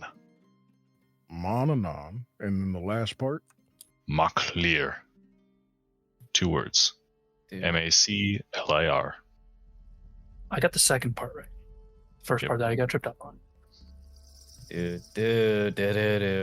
Na. Oh no, it's Dude. stuck in my head Okay, already. let's get you to somewhere you can lay down. Be at the backseat of a car, and then I hop. Okay. Yeah. Also, Here. while we're on the topic, I'm gonna put my arms around both gentlemen. What happens in the Tuatha house stays inside the Tuatha house. Clear? So we're not gonna talk about the phone call? Nope.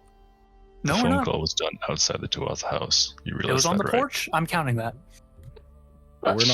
We're not gonna talk about the radical the acrobatics. We don't talk about that. We don't talk about the phone call. We don't talk about you nearly burning the house down. Well, if we don't talk about that, that's fine with me, yeah. There we go. Everyone's I feel getting like something out of this. there was a line that I said that night. So important. You don't need to worry about that. It feels really important. Can somebody help me remember? Oh, Well, my head. You know what I think will help you remember? A nice plate of bacon and eggs that aren't burnt, and a very large cup of coffee. Oh, yeah, you're right. That does sound really good. Well, Okay. Drive safe, You all- boys. You all file into a car. The dwarves assure you that they will make sure that the other rentals get back to the nearest rental place, no problem. And you all head out of town, leaving Anville and Dolgrom and the damage you did to Betty's good pans in the rear view. It'll be okay, Betty. We can salvage the pants. It'll be okay. Thank you, Dolgrom. After a quick stop to get breakfast, you all, while you are there, put in your purchases for tickets. I assume?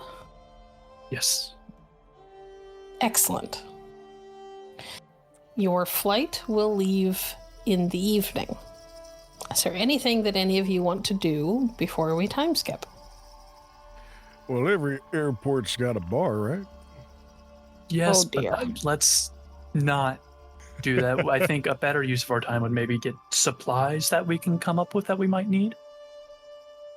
Oh yeah, that'd be a good We don't know idea, too. what it might be like there, how long we might end up there. We might want to grab some like rations, You maybe, mean like MREs? or just general food and snacks we can eat while there. That's not I'm odd just gonna put out, underworld you guys food. are about to get onto a flight. You can't typically bring a lot of food and stuff unless you buy it in the airport. I just remembered we're gonna get on a flight where we can't bring food with us. I'm still hungover. It's okay. They got a McDonald's out there, right? Oh boy. I have no idea. Still, we can probably buy some bags, get some carry-on luggage that's not food, maybe some basic survival equipment that could be useful. Rope, flashlights, things like that. Does bacon count as survival equipment? That would count as food, which we will get after the flights. Ah, but food is necessary for survival. Yes, it's just going to be a lot harder to get onto the plane. Can you equip bacon? Can you put it on? What do you think mean with by some that? duct tape, I think that could be manageable. Oh, We we're talking should about get duct tape. survival equipment, and bacon ain't exactly something you put on normally. I'm just pointing that out, that's all. We should talk to one of the gods about that. That- Seems like an oversight. Wearing bacon? Yeah. How about you just eat the bacon that's in front of you right now and try to sober up a bit? Oh, bacon! And he's gonna start shoveling it into his mouth, just There you go, crunch, Lucas. crunch, crunch. There you go, dig in, that'll help you some. I say we grab some just general carry-on bags. Having bags with us would be good. So bags, as I basically pull out a notebook and start writing things down. Duct tape, always useful. And we could probably use some sticks if we're going to be camping. That way we We'll- can set up tents. you probably don't need to buy sticks. We can probably just find those, Okay. but still a good idea. Rope. Never know what you might need rope for. Flashlights. Again, we don't know what it's going to be like there. Maybe all the light has been snuffed out and we're flying blind. Batteries for those flashlights. Have you done this before? Similar things, but last time we went into a cave where time got a little bit funky, so this is a different situation. Do you guys, always plan for this stuff? Well, not always. Sometimes we get things just sort of sprung on us and we kind of have to act in the moment, but when we can plan, I prefer to try to be prepared. Speaking of which, how long have you two been scions? Just out of curiosity. Oh, about year maybe? Yeah, that sounds about right. A year and a half or so. Right, okay, so about the same time for, well, three of us, yeah. Any other supplies? Well, if we've got the flashlights, the batteries, the rope, And duct tape? and duct tape, Which, now that I have all these written out all together, we should probably put these in separate bags that aren't together so we don't look like we're going to potentially commit a crime. Oh, yeah, different nation. shovel.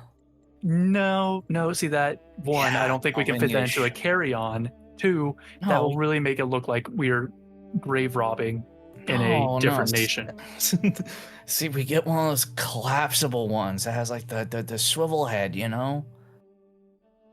If you want to get a shovel, you can, but whatever happens because of that is on you. Yeah, I'm gonna get a shovel. It's gonna be Oh. great. Write down shovel. Hey, Oliver, Mm-hmm. where is your stone? I think I wear it around as a cord around my neck, Okay. which I'm assuming the entire time I've been around these two, it's been singing. Yeah.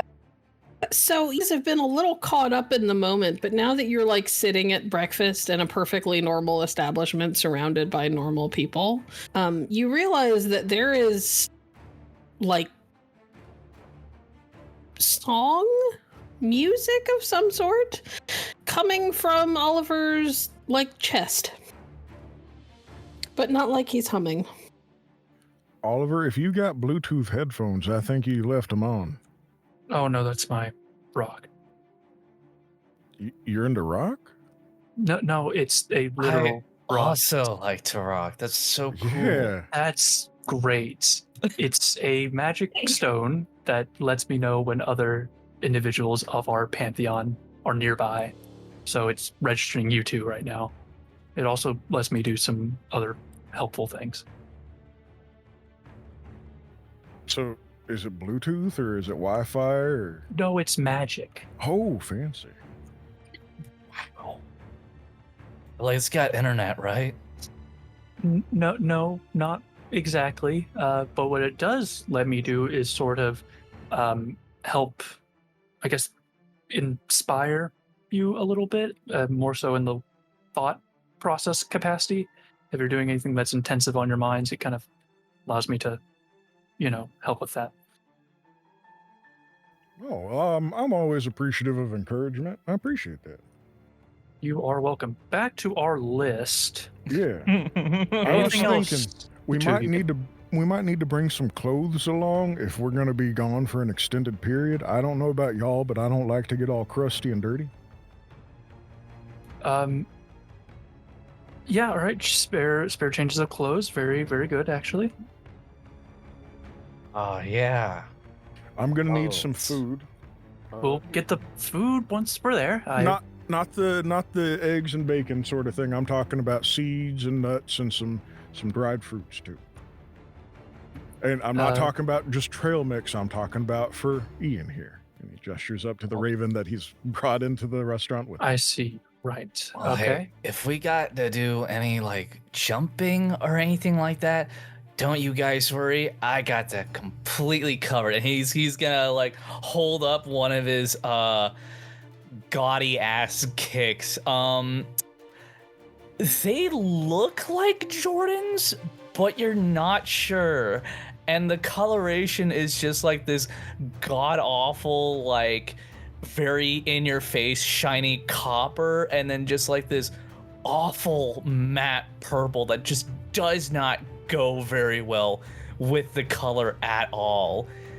And there's something off about the quote unquote Jordan logo, but you can't quite put your finger on it. Lucas, are them some of them Yeezys? I What? think they're called J's. Okay, my students made fun of me all the time for not understanding the modern lingo, but Yeezys, J's, you're just Yeah. saying words now. Kicks, they're the coolest. Kicks is a thing you do. That is a verb. That is not a noun, which are shoes. Oh, come on now, Oliver. Surely you understand that language changes over time. It I'm evolves, very man. aware of the evolving nature of linguistics. I'm a big advocate for that, but in this case, I'm especially confused. Well, just slip on your Yeezys and Yeah. let's get at it. You'll get it on the way. It's okay. Yeah, just baby steps, man, and your new kicks. It is a very good thing that Coda is not here. All right. Anything else for the list before we go to the store? Things that we can get here and take with us that we don't have to buy on the other side. Can't think of much else, to be honest. All right. In that case, we have. I mentioned a shovel, right? Yes, did I have mention the a shovel shovel. written down, but that's going to be on you. You're going to need to buy that and take care of it and hope it doesn't get stopped. I'm gonna take At very Blood good care of it. Okay, that's good. I also have my satchel, which just has all my academic stuff in, including my laptop. So if we need that over there, that's great. We have that. I got a jacket. You do have a jacket. Good job. Mhm. Right. Okay. I think if we think of anything else while we're at the store, we'll grab it. If it's actually something worth having, I don't want you two to see some giant teddy bear and think we need to have that, because we don't. We I just would need never essentials. do that. Wait, they sell giant teddy bears here? Wait, do they? This is an IHOP, so no. But Okay. at like a box store, maybe. Think we'll be okay. Yeah, no. Totally. I am very frugal with my money. I mean, with the kicks like them, that's for sure. Ooh, I am also going to need a small thing of paint. I didn't end up using it last time, but this time I might. What are you planning on using paint for? Oh, you never know. If you need to like mark something or leave a trail. Okay, see, that sounds very sus. Well, we don't know what it might be like there. It might be some kind of confusing landscape that brings us around in circles so we can like mark an object or like a rock or a tree. We'll know. Wouldn't that be vandalism? Can we do that in like those places? Well, it's an abandoned realm of the underworld, so I don't think they're too concerned about vandalism laws. I mean, hey, it's your paint, your skin. Maybe we could do with some glow sticks or something, just in case. Oh. Honestly, not a Glow bad idea. sticks, Glow yeah. sticks, sure. Just in case we end up underwater or something. Or at a rave. Or at a rave, yes. I don't think there's going to be many raves in this location. Man, rave in the grave, dude. The rave is wherever you make it.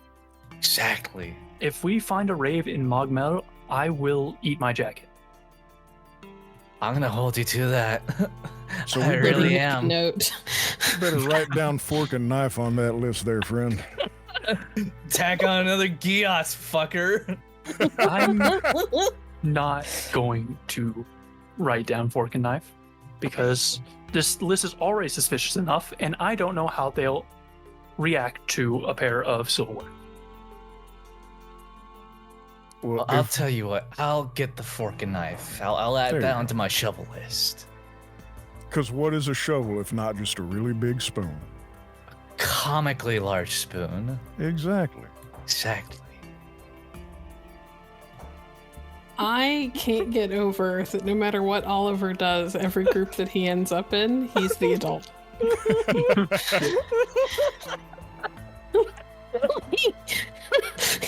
y'all are going to a place where you know there are going to be things that are going to try and kill you, and you're like, I don't know, I need nuts and fruit. I'm I gotta also, keep Ian fed. I'm also going to write down first aid kit, by the way. Oh, that's a real good idea. Yeah, I know.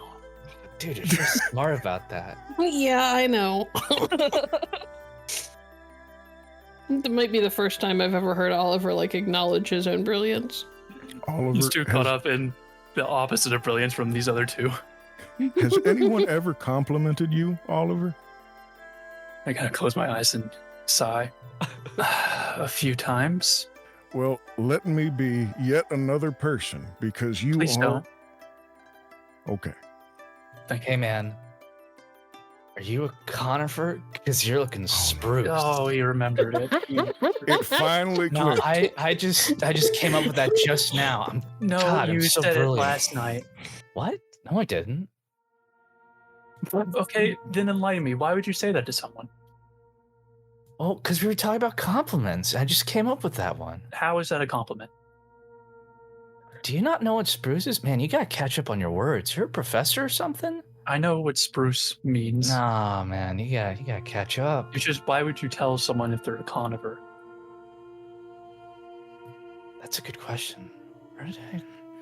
She's kind of like squints as he gets lost in his bacon, and you just kind of see him go full head empty, no thoughts into his bacon as he starts munching again. Okay. Well, Well, you know, speaking of trees, maybe we ought to make like one and leaf. Well, we should pay for the that's for the good. meal first, but yes. Oh, yeah, you got that handled, right? She gave you all the money? Yes, I Yeah. have all the money. Thank the gods. And the dwarves. as amusing as this scene is, we've got to move on or we're never going to get anything done tonight. The next 2 hours is the three of us in a diner. That's it. Yep. You guys are just going to spend all night riffing off each other. And as beautiful as that is, we do have things that we have to accomplish. What? No way. So we're going to skip forward. You guys go to the store. You can purchase most of what you want. There's no way you're going to fit it all into carry-ons. But you can have a couple of checked bags that you can like tuck things into. You know, you've each got your own tickets and you register your bags separately, so it's a little less sus if you spread out the really weird shit between the three of you. That's what the plan. I Yeah. literally do that. I go, okay, you're gonna take the rope, I'll take the duct tape, and then I just spread out. And then once we get there, we're going to go inside at 10-minute increments so we don't look like we're together. That way, no one will think we are doing some sort of illicit activity. Have you killed before? What? I'm I getting just- quite close. That was quite the question. Well, I mean, you know, it just sounds like you've done this before, man. No, I just normally help assist friends in killing giant, massive wolves, but that's a different story. Oh, I gotta say, if this is your first time at leadership, you are doing an excellent job. super good you job. keep saying these things. It's already bad enough when random scions show up at my house or my apartment and say, hey, you're the guy who used Hamlet to distract a wolf. Good job, man. And I don't need to keep hearing it. I would like Clint and Lucas, you don't have to roll for this. I would like Clint to roll wits and integrity. Alrighty. Remember to roll d10s, not d6s this time. Indeed. You got it. I promise I'll do it right this time. I'm just saying, if you ever want to succeed at something, you've got to remember to roll the right dice. Does make it a little bit easier that way. All right, that's 2 successes. Yeah, now that he brings up distracting a wolf with Hamlet, you've heard that story. Wait, Oliver, that was you? Oh no, why did I say anything? Yes, it was me. He was part of the band that figured out they were the first scions to survive one of the Fenris wolf attacks that were intended to force them to go through their awakening before they'd had their visitation. You were lucky. Your mom got to you and you had like a proper visitation like a normal scion does. Mm-hmm. But both you and Lucas have heard the stories about Fenris wolves tracking down scions before they'd ever had their visitation, before anybody was supposed to be able to know who they were or what they were.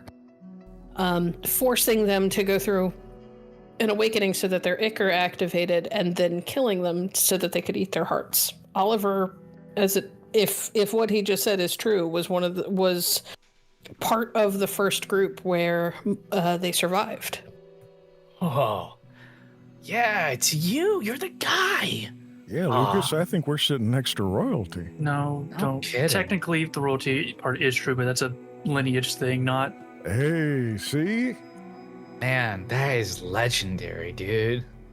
Oh, Technically, Seriously. Oliver, you know that they're both also considered royalty. Like that's kind of the whole thing with the Irish pantheon. Everybody is descended from royalty. so are you two actually. You're both not royalty as wrong. well. Well, yeah, but I mean, you're displaying it. You're putting it out there. You're doing the hard work. Look at you. I'm wearing beige specifically so I don't stand out. And you're doing a great job of it. Hey, you know what? You should wear olive. I don't know why, but I feel like it would really fit you right about now. We need to get to the airport. Yeah, let's go. Yeah. Hey. You all get to the airport.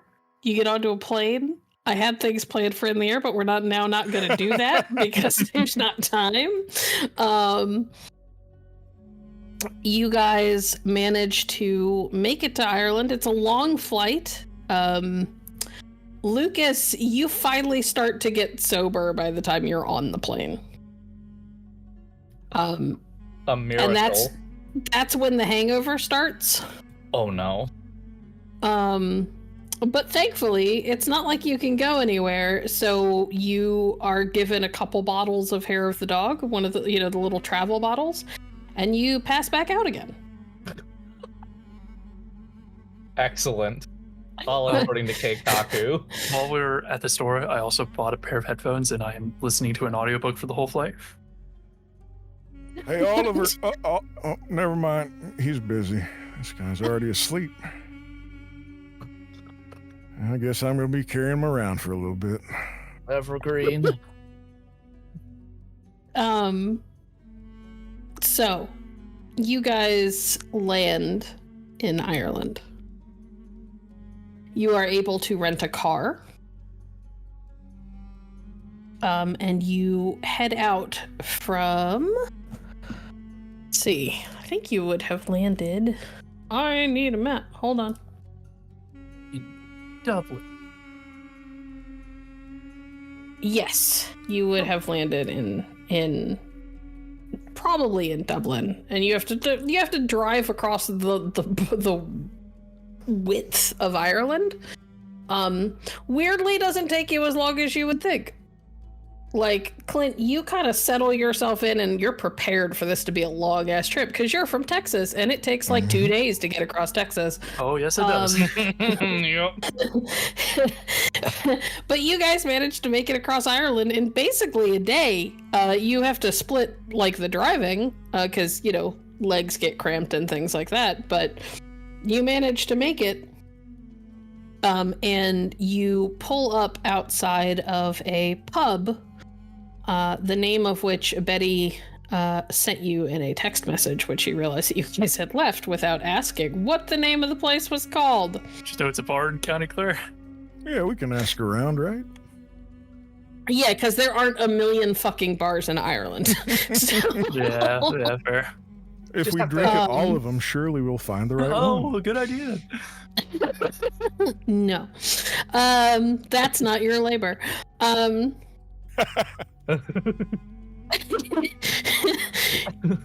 She sends you the name of a pub. It's funny enough, the Cliffs of Moher pub.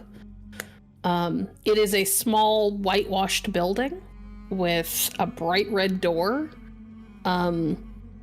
It's one of those like very kind of small, old-fashioned, like you can tell it was built a long time ago kind of buildings. This is not a recent thing. One of those places that looks like it's probably been passed down from family to family. Like there's ivy kind of growing up on one side of the thing. It looks like something out of a picture book. Quintessential Irish pub. There is music coming from inside. It's not crazy loud or anything, but you can tell just standing outside that there is probably a live band inside. One detail I'd like to say that for our drive over, I put in the audiobook, and it is Gulliver's Travels. Of course it is. Awesome. I love it. On the way over, Lucas is alphabetically sorting each and every allergy medicine that he has picked up from the drugstores along the way. Oh man. I also presume we picked up like food, like trail rations. Yes. You guys you were in Dublin, so you were in a major city. You were able to find basically everything you wanted. People looked at you a little funny, but you kind of like waved them off and said that you were going on like a big like hiking and camping trip, and they were just like, "Oh, okay."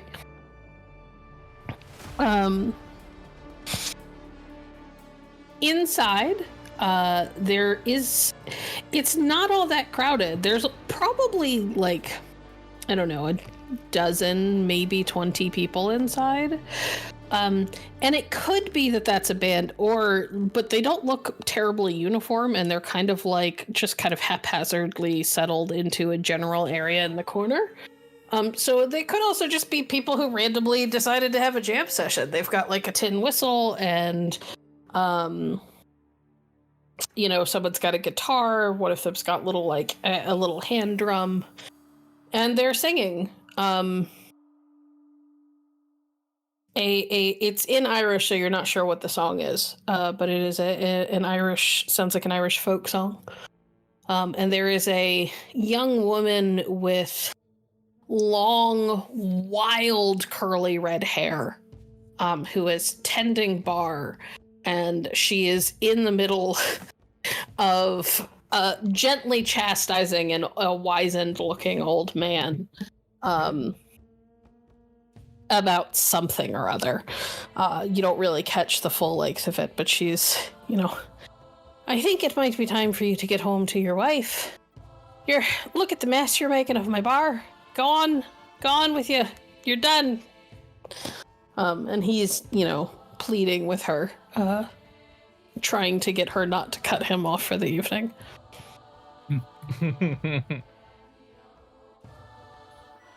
I will step up. How about a deal, fella? I'll buy you your last round, but after that, you should probably get going. The old man kind of turns and he sways on his bar stool, and Clint has to reach out and grab his shoulder to keep him from falling. Careful there, old feller. He needs to go home. or his wife's gonna come in here, and the next time she come in here, it wouldn't be a shoe she ended up throwing at somebody, it would be a pan, and I'm not interested in breaking anything.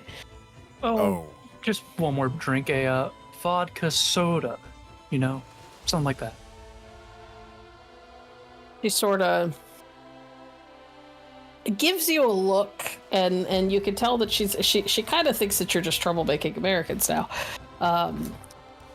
But eventually she shrugs and she's like, fine, and she turns and starts to make up a quote-unquote vodka soda. It's definitely just soda water. I nod. Yeah, there you go, feller. Come on now, have a nice last drink and we'll get you out of here. There you go. Look, we'll even have one too. Here, get me something too. I'll drink with it. She kind of like eyes you up and down, Clint, and then she actually gives you like a real drink. Thank you. You mind paying her? Nah, I got it. And as Thank I'm doing, is my singing stone getting anything from her? Oh yeah. I mean, it's always singing because you've got Clint and Lucas around, but you've learned to read the tones enough to know that it's just a tiny bit louder. And she kind of gives your shirt a weird look. I think you might have left your Bluetooth on. Yeah, I do that sometimes. By the way, and I'm saying this as I'm basically paying, do you know anyone by the name of Claudia Lynch, perhaps? I know a Cordelia Lynch. Well, we were just looking for because we need some help in some matters that she may know of. What kind of matters would those be? Well, we need to get to a certain location that is run by her father to do a sort of, we'll call it a business operation, I guess. Family business, then. Yes. She'll nod a little bit. She puts 3 pints on the bar in front of the three of you, and then points at an empty table in the corner. Go sit over there. I'll come see you when I'm able. Yes, I'm ma'am. Cordelia, by the way. Thank you very much, Cordelia. Also, I gathered as much from the Bluetooth. I'll take my pint and go sit over there. I figured she was a Cordelia. I thought. He just kind of nods as he sips at his pint and heads over to the empty As table. walking over, I thought Dolgrom said Claudia. That was. Yeah, so did I. Oh well. Still. Sometimes people are wrong. Yeah. All right, well, let's just have a nice sip and wait for a spell. And this is the only one we are having tonight. What? No way. Fine. I'm surprised, aren't still hungover. So the fact that you still want to drink is honestly surprising to me. I mean, I get thirsty. Yeah. Gotta have something to wash all the dry throat down. I really don't want to play babysitter tomorrow if you two are still wasted and or hungover. So just please issue some temperance tonight. You can have a few, that's fine. Just please, come on. for my heart. That sounds like approval to me. We can have a few. That's what I like to hear. Also, I'm paying for you, so I can cut you off whenever I want. You bring up a very excellent point. Very wise. He says So as he knocks the drink back. Okay. You all hang out for the evening. It takes a hot minute. You realize that while she's not the only person who works here, she's very clearly the owner and the only bartender. And about towards the end of the night, one of the other older gentlemen sort of half crawls over the bar to try to start pulling pints himself to quote-unquote help. And she has to, like, chase him away with a broom. And eventually, this, people start to filter out, and the last group out the door is a group of these 4 older men, including the one that you guys tried to get to leave by buying him his last drink when you first showed up. It seems like they're regulars, and they're here every day, and it's always the 4 of them, and she always has to kick them out together. But once they're gone, she locks the door behind them and kind of blows an errant red curl out of her face and folds her arms and walks over. All right, so what did Mida say that you were supposed to be doing? Well, it wasn't exactly your dad. We just need to get to Mogmel. We've been sent on a labor. We gotta go and get a special rock. We need to go get a special rock. Big rock. It's pretty big. You're being sent to Mogmel Yep, Yep. Indeed we are. to fetch a rock. A that rock. is it. I bet you it's a very cool rock. It's You called do know Dragon there's Stone. Fomorians there. We've been told. We figured we were due for a workout. And is that the type of workout you usually get? Well, no, usually I go over to the 24-hour fitness down the street from where I live, but this'll do. Oh, really? I'm more of a CrossFit. Well, Clint looks a little disturbed at CrossFit. Ignore them. The rock we're supposed to get is called the Dragonstone, and we're aware that there are some dangers in the realm of joy now, and we know that your father is the one that rules over it. So we were also told that you might be able to help us get there, and if there's any other additional knowledge you may know, that would also be very appreciated. Well, for additional knowledge, I'll tell you that the Fomorians have magic, and they're really fuck off strong. They're giants, so they're ugly as sin. They're not very nice. They hate us. So if it were me, I'd be trying to sneak around to get the rock that you need, rather than trying to fight them. But you might not be able to avoid it depending on where it is or what exactly it is. Right.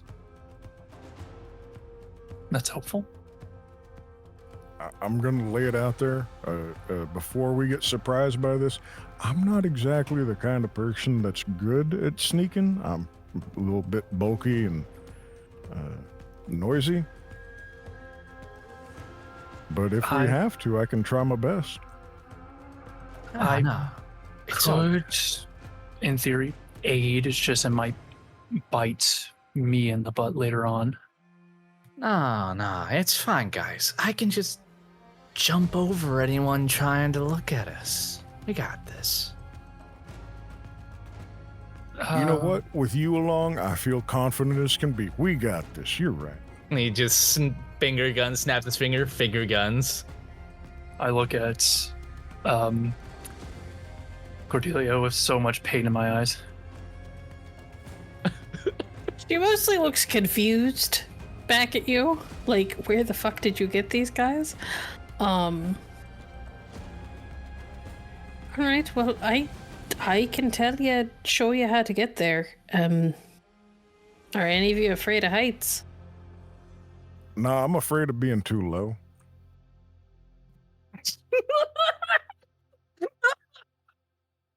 Well, you're Really built like a bad. tree, so that's not terribly surprising. I'm really bad at limbo. But made to be climbed, I suspect. Yeah, that's more accurate, to be honest. Folks kind of This- look at me like I'm some sort of jungle gym and help flex his arms a little bit and do some posing as he kind of cues in on her compliment. Oh my god. So about getting there,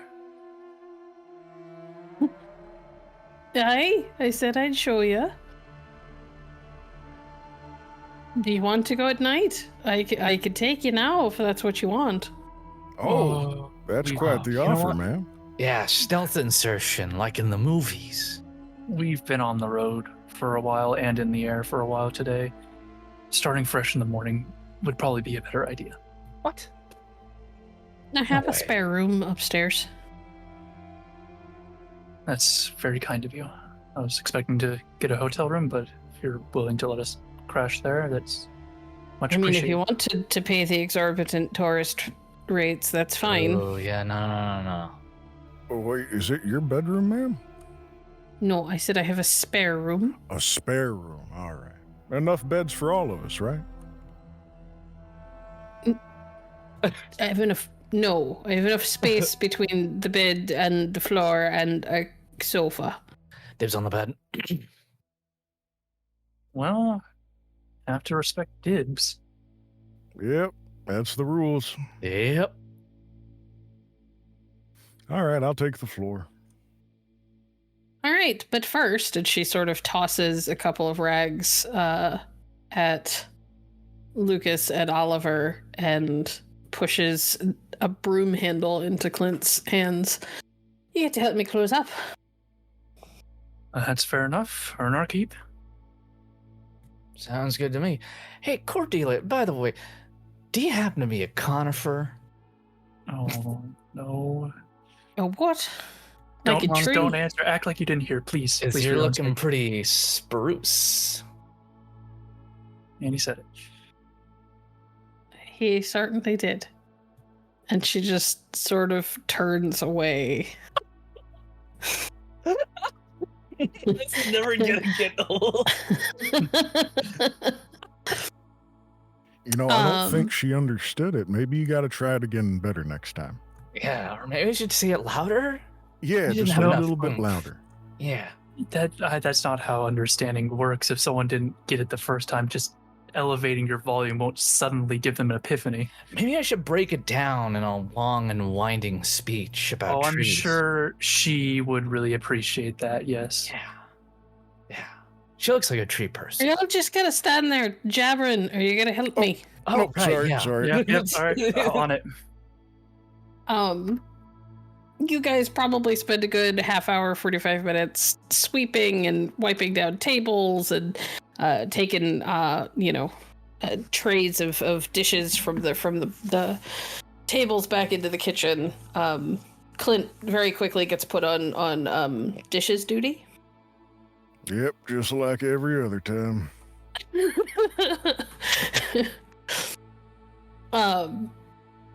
And when you kind of like half cringe at the idea that you're again going to have to do dishes because this seems to be the task that you get given everywhere you go, she just sort of pats your shoulder and says, "No woman ever shot a man that was doing dishes."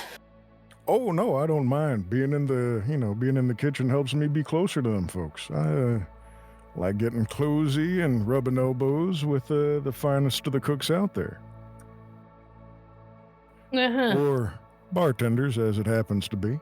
But, she might shoot you if you burn the pan again. No, you said that. I'm gonna That snap at stays at the Lucas. house. It stays He, like, in the dodges- house. He, dodges out of the way as you go to swat him. He just goes cackling off with the broom. Yeah, I throw my towel at him. We had a deal. Oh my god, I love you three. Okay. You guys close up for the night.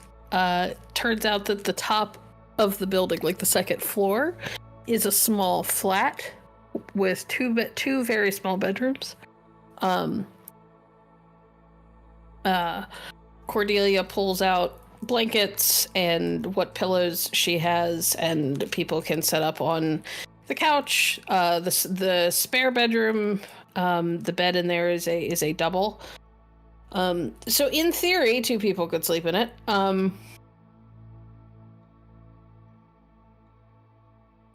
All right, Lucas, you were talking about Riz yesterday, right? Let's see if this works. Again, what even is that? Oliver, watch and learn. This is very important as you socialize and get familiar with other folks. You got to learn how to talk to them and how to schmooze them. All right, now watch. Yeah. All right, I'll take notes. Clinton knocks on the door to Claudia's room. Oh my god. Cordelia's room? Cordelia's room, thank you. She will answer the door. I'm sorry, Miss Cordelia. It's a little tight quarters in there, and they're just snoring up a storm. I was, hoping I could maybe bunk with you tonight.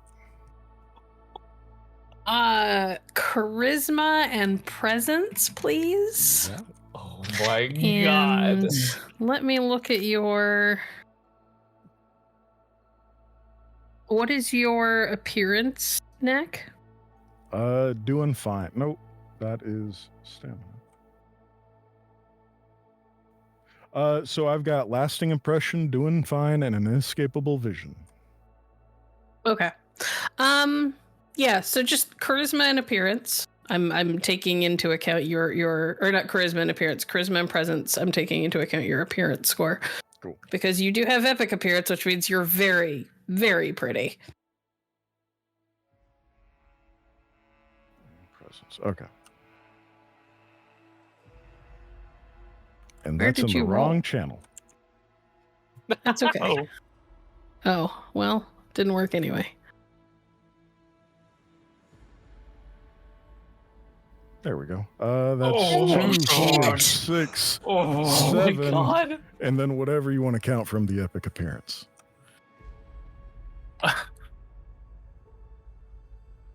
You guys watch as Cordelia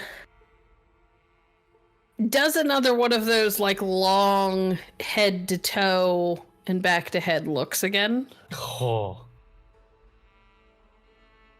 And then without a word reaches out, grabs a fistful of the front of Clint's shirt and tugs him into the room and the door shuts. What? I didn't think that would actually work.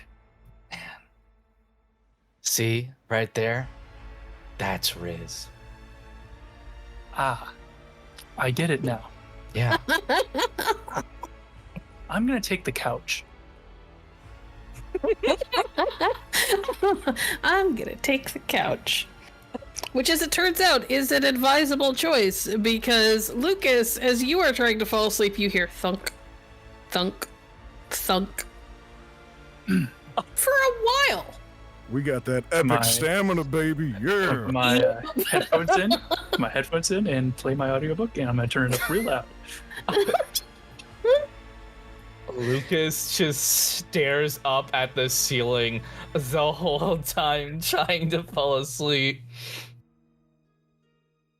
We should find a bigger shovel.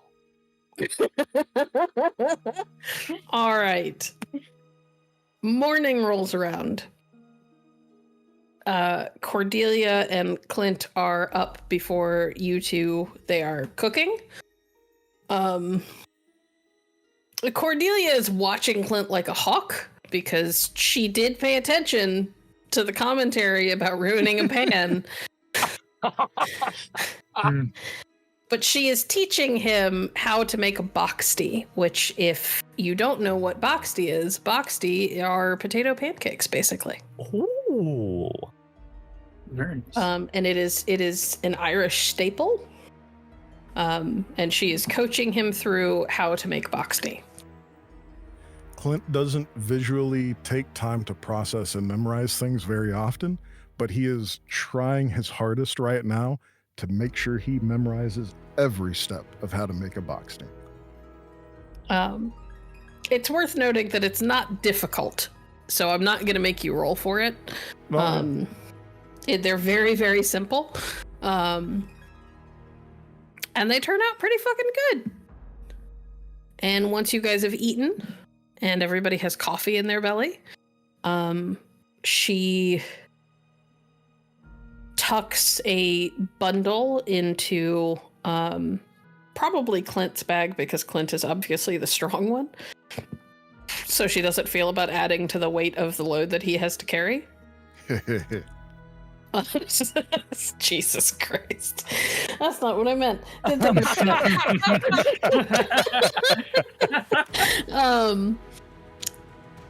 But you can smell as she tucks it into the bag that it's more like fresh hot food. Thank you, Miss Cordelia. We'll truly be appreciating you every step of the way. Well, I should hope so. And she kind of gives a little grin. You guys load up into your rental car. And she drives you out to the Cliffs of Moher. And I don't know, I assume you guys have seen pictures of the Cliffs of Moher. It's a breathtaking sight, but there's not a whole lot out there. It's literally just cliffs that are very steep and drop off into the sea, right? Absolutely beautiful. Verdant, rolling green at the tops. There's like the mossy grass that grows up along the little divots in the sides of the cliffs. And it's a really far fall, even for a scion. Like, you might survive, but you'd be hurting. Even Clint, with all of his epic stamina, would struggle with how hard or how much it would hurt hitting the water at the bottom. And that's if you manage to hit water and not rock. You know, It's very windy here. What? You know, I was kind of expecting more. It's just kind of rocks and water. It's beautiful, though, I think. I agree. Yeah, it is. All right, well, now you have to jump off of it. All sorry, right, what? here we go. Hold on. She, like, I grab him by grab Clint by the shirt as he's going to jump off. He's like, let's think about it for a second. Lucas comes to a skidding stop at the very edge, like with his fucking suitcase in tow. There's a very specific place. Oh. You whack jobs. You should have fled with that. Oh man, I was gonna like do a flip. It's hard enough for me to rein them in as is. When you tell them to jump off things, they will do it. They don't need the friend to jump off first. They'll just do it. Fucking Lucas just planks through the air the moment she says that. She leads you guys up to, you could see her like focusing her vision and like kind of inwardly counting, and she walks along the edges of the cliff until she reaches a very specific point, and it's kind of at like the top of one of the little hills that one of the cliffs makes. And she gets to that spot, and then she stops and she turns to face the sea. And she just sort of nods and looks back at you. This is the place. You stand right here. You walk straight off the cliff. Are we gonna fall down when we step off? Well, that's part of the test, isn't it? Are you brave enough to try? Lucas just goes straight walking off the edge. Damn it. I wanted to be first. Well, you can be second if you want. All right, that works. And Clint will All queue right, up. hang on. Jesus, guys. Lucas, Yeah. I need you to roll your dots in courage. Ooh, can Nice. do.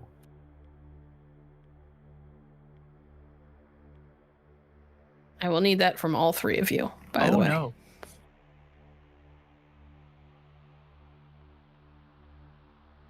Oh, Oliver. Yep. Buddy. Yep. As a reminder, you can spend willpower. That's a good point. What? How did that not work? That's a good question. Oh, there it goes. Oh, Jesus. Ooh. Oh dear. Remind me how willpower works. Hold I on, think- hold on. I'm getting you links. No. Yep. Copy. Gonna drop this in general. That links to a cheat sheet. It has most stuff in it. Doesn't have willpower usage. Oh damn. Hold on. I'm pretty sure it's either let you re-roll 3 or add 3. I could be wrong. I'm pretty sure it lets you. It doesn't let you add 3. I think it just lets you take an auto success. Mm. Because people rolled before they knew that, I will allow you to add. If you spend a willpower, I will allow you to add an auto success to your roll. I'll go ahead and do that. Okay. Mark off a willpower.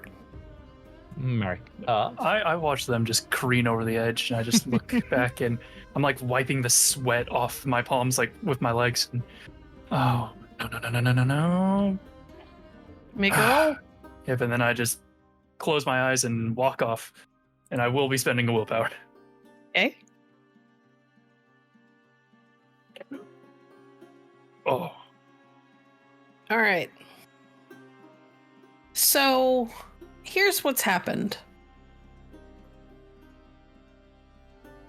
Yes, normally you would announce that you're spending willpower before you roll, but they sort of rushed to it before I could tell them what willpower did. So I'm allowing it this one time.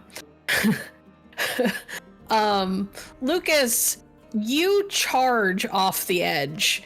And it's funny because you were like dead on, full of conviction until you look down. And there's a moment just as your second foot leaves the top of the cliff that you realize before that you think you're like, oh no, I'm gonna die. And you are screaming as you tumble onto a field of wildflowers. And the cliffs are gone. You don't fall far. It's like less than a foot. Oh, my allergies. Oh, this is so much worse.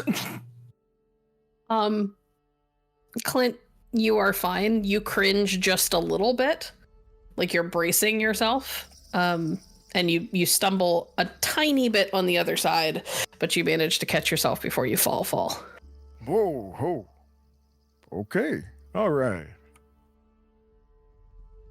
Oliver, I am You screaming like a little girl. oh yeah, you close your eyes and step off the edge, and you are screaming like a child as you stumble. And because your eyes are closed, you can't catch yourself, so you also go tumbling and tumble directly into Lucas, who is just arms and legs akimbo because he wasn't like because he went tumbling. Oh, are we alive? I think so. Both of y'all okay? No. Are anything broken? I pat myself down. Actually, I think I'm fine. Soul. Oh, sorry, Lucas. And I'll stand up from on top of him. Well, either we are fine or we just died because we are technically in the underworld. Lucas, you are already sneezing. Oh, I don't have the will to go on anymore. Oh, We just got here. But as you all look around, it is rolling, flowering fields as far as the eye can see. The air here smells like honey and wildflowers and summer sunshine. It is the perfect day. I want to take my phone out and take some pictures. Oh, that'll work. Well, I'm not sending them to anyone. We don't have service, but I can still use the camera You function. absolutely do have service. Oh, we do.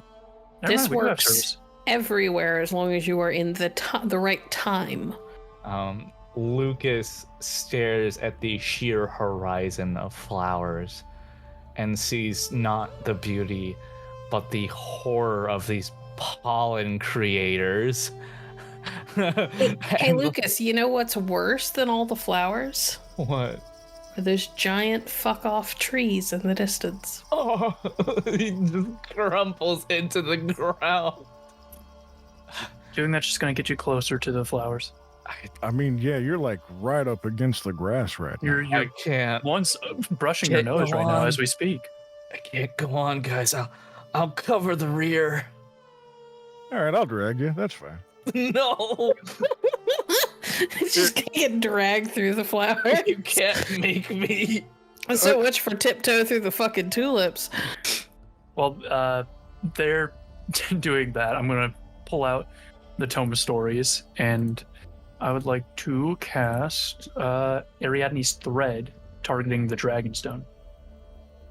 Oh, is there a roll associated with Yes, that? but it dictates how long it lasts. Okay, make your roll. Yep. Oh.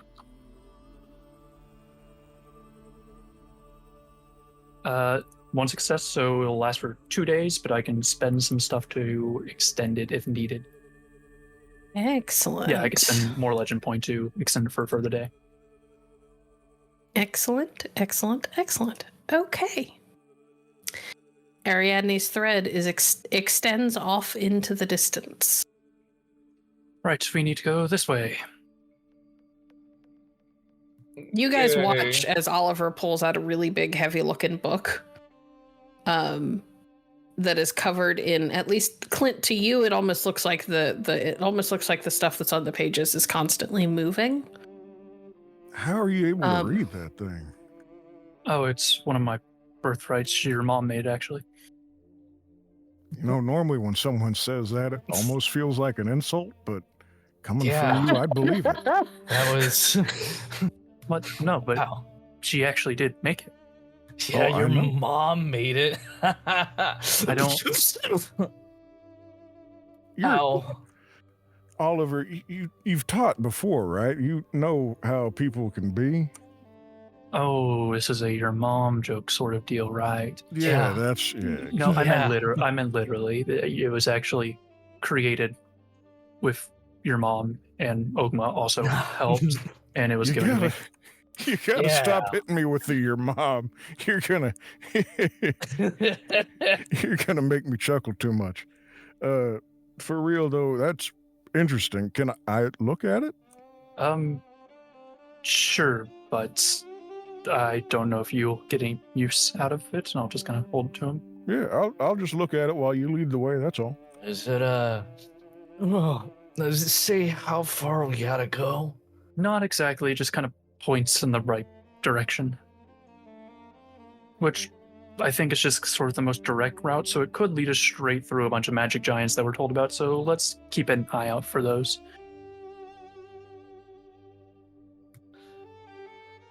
All right. Man. He digs into his bag and looks at his dinky little fold-out shovel, and he's looking at all these fields. This thing Yeah. ain't gonna be big enough for all these flowers. He puts it back into his bag, and then he starts pulling out a frankly comically large shovel that seems to have like an almost crystalline head to it, very silvery metal, with a frankly long pole to it that should not be able to fit into this bag. And he casually begins to use it as a walking stick as he just goes on ahead and begins to forge a path. Where did you get that? What do you mean? Where did that come from? He pulled it out of his bag, didn't Yeah. you see? I saw that, but you did not buy that at the store. I'm very aware of that. I found it. Where Do did not you, lie. Where did you find it? It's not wrong. I found it in the bag. It was there. You made me buy you a shovel when you had that the entire time. Whoa, okay. different shovels for different folks, you know? Each That's telling you shovel how the saying serves goes. a purpose. It's all right. I can dig it. Hey. I need you to not encourage him. This is gonna be a great trip. Would you pop at least one ibuprofen? Oh, hold on. Let me just knock back one of my Astapros. He's gonna uncap the whole thing and just dump the contents into both of his nostrils, and then sneeze again. Oh, that's okay. I'll live for the sake of my band. I'm gonna keep leading the way. Appreciate it. Yeah, you do that. I'll follow you. This is amazing. I love everything about this group. I just want to have you guys randomly talk all the time. Okay. You all set off following the thread that Oliver produced. Or I should say that Oliver can see and nobody else can.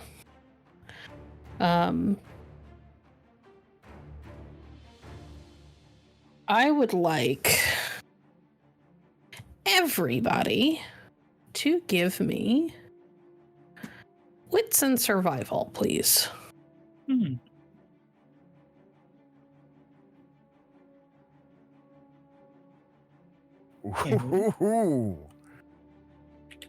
It's your best die pool ever, Clint. It's I the also have an best epic I've ever Holy rolled. cow! So, I got 4. Hey, nice. I got 3 total. I got 6. Clint's on fire tonight. I don't know what to tell you Yeah, oh my guys. When he remembers to roll d10s, he's a monster. Yeah. Okay. You guys walk for quite a while. Between the three of you, you are able to avoid a few things. You are able to avoid what turn out to be what look an awful lot like creature dens of some sort. You're not sure what kind of creatures would live there, but you know, they've got the markings. They got that kind of like musky animal smell coming from them. There's paw prints and claw marks here and there outside. You know, managed to give them a wide berth so that you're not fighting something you maybe shouldn't. Hey, Ian, you mind getting up there and seeing if there's anything that you can see? That way you can let us know before we run into it. Sure. Thanks. What are you gonna give me? Oh, well, I brought a whole bag of seeds for us, but let's see. You know, I got a couple more coins in my pocket that I shined up yesterday. Do you have any nickels? Well, I'm out of nickels, but I got a couple of shiny dimes, and they're the 1970 ones, so they're actually mostly silver, too. Deal. Here you go, and I'll offer them up. He takes one of the dimes, and he kind of like tucks it under his wing, and he does this all the time. There's no way that this little bird is carrying every coin you have ever given him, but he always puts them under his wing and you never see them again. And Clinton never questions it. And he takes off of your shoulder and up into the air. During that little exchange, what did Lucas and Oliver like hear and see? So Clint chirps in a high-pitched tone and gives a little whistle at the end. So anytime he's communicating, he's actively chirping and whistling to the raven that hangs out with him. And then he hands up the dime. The dime is taken, stored under a wing, and flies off. And then Clint looks to them. Yeah, you guys got friends too, right? Man, that's so majestic. If he does that way more gracefully than, you know, I talk to dogs. You know, usually when I do that with dogs, I just walk up to a dog. I'm like, hey, what's up, dog? were these special dogs you got from being a scion, or were they just regular dogs? Oh no, they're just regular fucking dogs, man. You sure they Right. weren't sup dogs? Oh, hey, you know what? You might be right about that. I didn't even think about that one. About a what? Yeah, sup dog. What's sup dog? I don't know, dog. What's up with you? Gotta be. He's gonna clap hands with Clint. I Clint is can't. all there for it. I can't with you people. Oh my god. Okay. All right. So here's my question. Yeah. Are you all attempting to avoid the notice of anything big and angry that might be I'm trying here? to. I'm gonna say yes. Yeah, might as well. All right. Dex and stealth, please. Here we go. Quick question. Does it look like either one of them really need help with this? You get the feeling Clint's not great at being stealthy. He also warned you. As a reminder, Clint, you can Yep. spend a willpower for an auto success if you would like That's to. all right. Clint doesn't need no Mm. auto successes. Oh, no. Dex and stealth, right? Mm-hmm. Oh, nice. I'm actually not Apparently, that Clint good really either. doesn't need auto successes. God Okay. damn. 3 successes. For stealth? Yes, I have some epic decks. Okay. So we have Stabby, what's your total?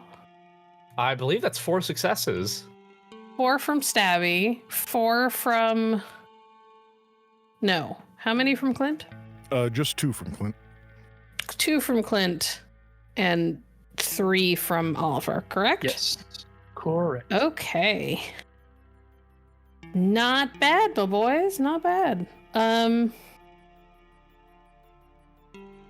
It goes surprisingly smoothly. At first. For the first few hours, things go really, really well.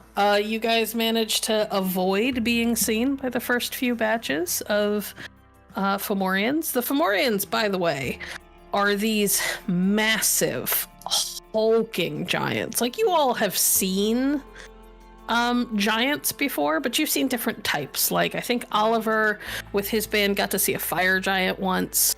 You guys, I think you also saw at least hints of frost giants. Maybe, I don't remember. But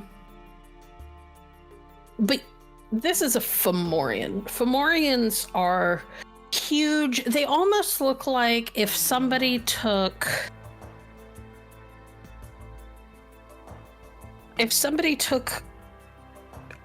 like orcs from Lord of the Rings, but made them really fuck off big.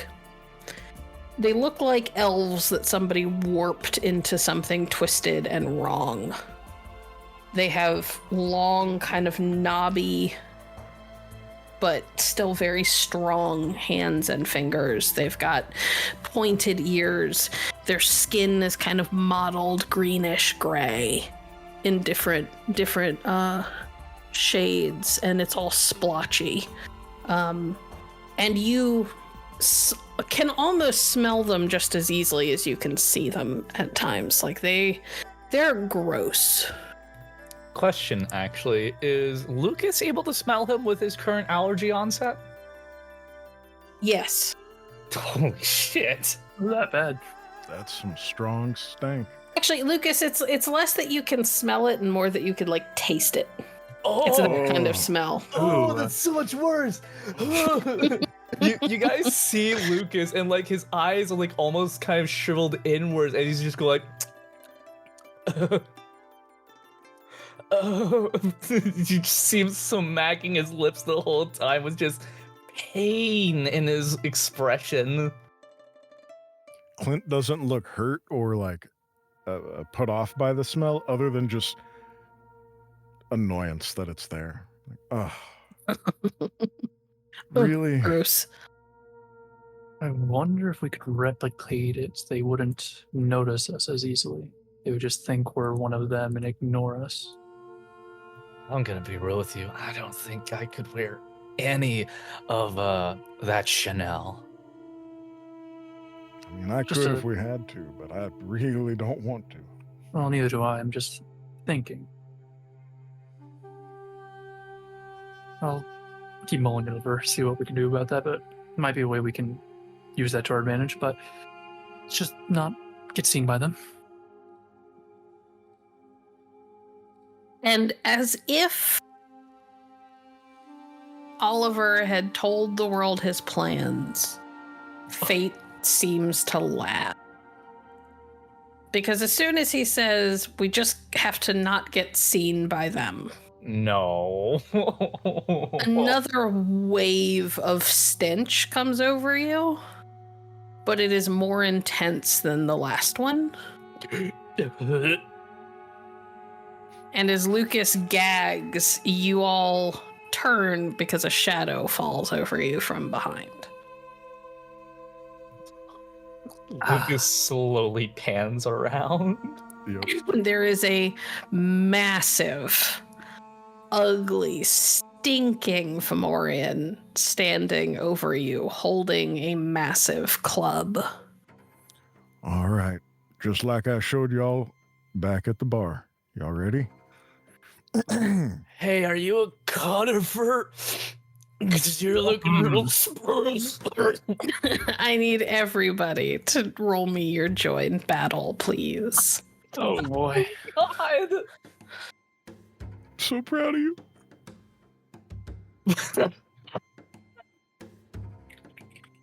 For join battle, it's 1d10 plus the join battle, right? Am I thinking of someone else?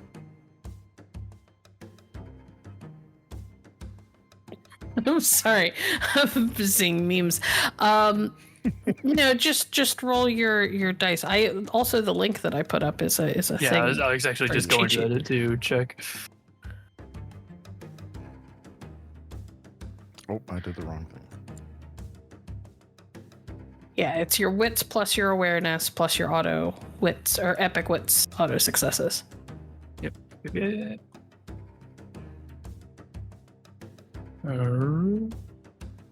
There we go. That is 3 successes on mine. I will get some auto successes in here. So, ooh, Okay, well, that's 2 successes in total. I have 6 successes. Damn, Oliver. Oliver, somehow, despite being the one who is half blind, is also the fastest in terms of reaction. So normally, this system uses a combat wheel, an action wheel, and you count off ticks, and that's what your speed and stuff is. I don't like that. We're not doing that. We're just going to go in order of who rolled highest. Oliver, you get to go first. All right, I'm gonna do something potentially stupid. Put my hands up. Okay. Wait. How about we negotiate this? I have something that could be offered to you if you would just let us go through, like a toll, you could say. How's that sound? I really hope you might understand what I'm saying.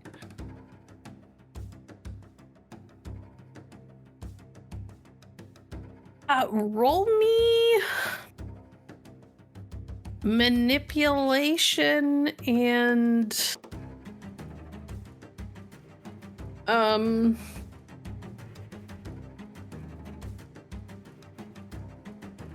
manipulation and command Okay, I'm pretty good at that. to try and at least get his as I'm- attention. Yeah, You as get I'm the saying this, feeling I'm, you're not going to be able to stop him from fighting altogether, but you can delay him. as I'm saying this, I'm also bringing out the Dragon's Belly brandy and just kind of showing him the label. Okay. Sweet. Just as a side note, this dude looks kind of dumbly at the label. You're not sure if he can read. Oh, that's great. 2 successes. Okay. Not bad. He seems more confused than convinced, but he's at least not immediately swinging at you. You get the feeling you're not going to be able to stave off combat altogether. But you have slowed him down. You have his attention. And you have the knack that lets you speak all languages, correct? Yes. Yeah, I get it from my monocle.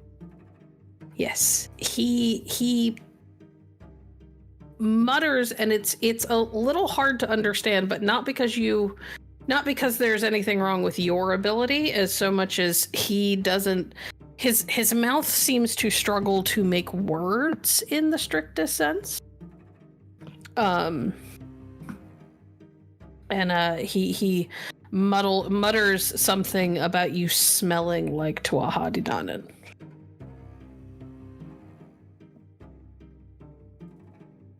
All right.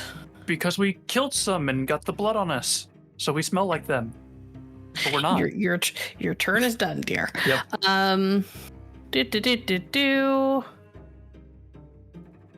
Clint, is it Clint or Stabby that's next? I think it's probably Clint. Yeah, that's 3. Yeah, Clint got 3. Clint, what would you like to do? Oliver has its attention.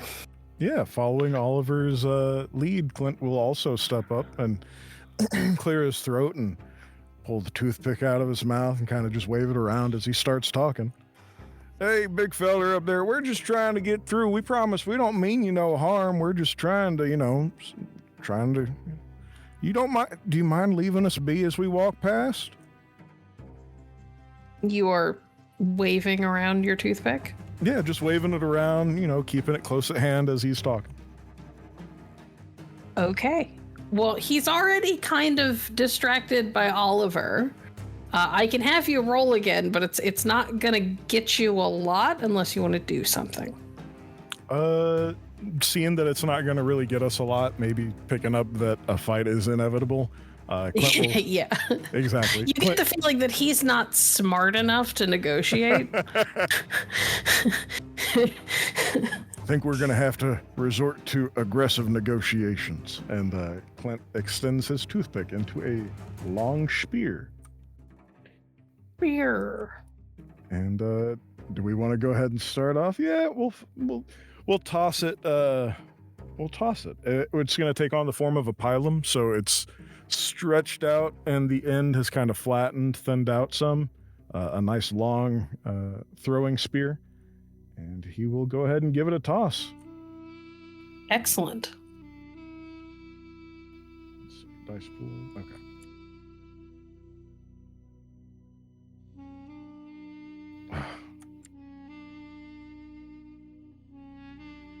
There we go. That's 1, 2. How many epics? And just 1 from the epic, because the way it's set up, right? The auto successes are epic, strength, epic, dex divided by 2. Yep. Yeah, so just 1. So this would be a total of 3 successes. Okay. Yeah, we call this a yeet. We call this a yeet. Oh, yes. I'm learning so much terminology. Thank you. Yeah, no problem. I figured, Yeah, we're catching up to date, bro.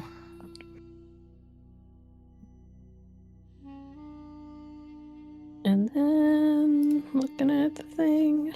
Would you get any bonus from being distracted by me? Ooh, yes, I am taking that into account. Coolio. Where is it? I guess this is where you choose between the defense options. Yeah. Okay, so I need you to roll your damage plus 1. You have 1 extra over his DV. Alrighty. And that is the damage from the weapon in addition to that 1. Alright. A damage bonus from the weapon plus either your dex or strength if it's a melee/thrown attack, or perception and dex for marksmanship. For thrown, does it matter which is stronger for strength or dex? Does it matter? I mean, they're the same for me. It doesn't super matter. Just pick whatever the higher is. Cool. We'll go with strength. And it is a piercing damage. Does that matter on this roll, or is that for the defense thing? It doesn't matter for this particular All right. enemy.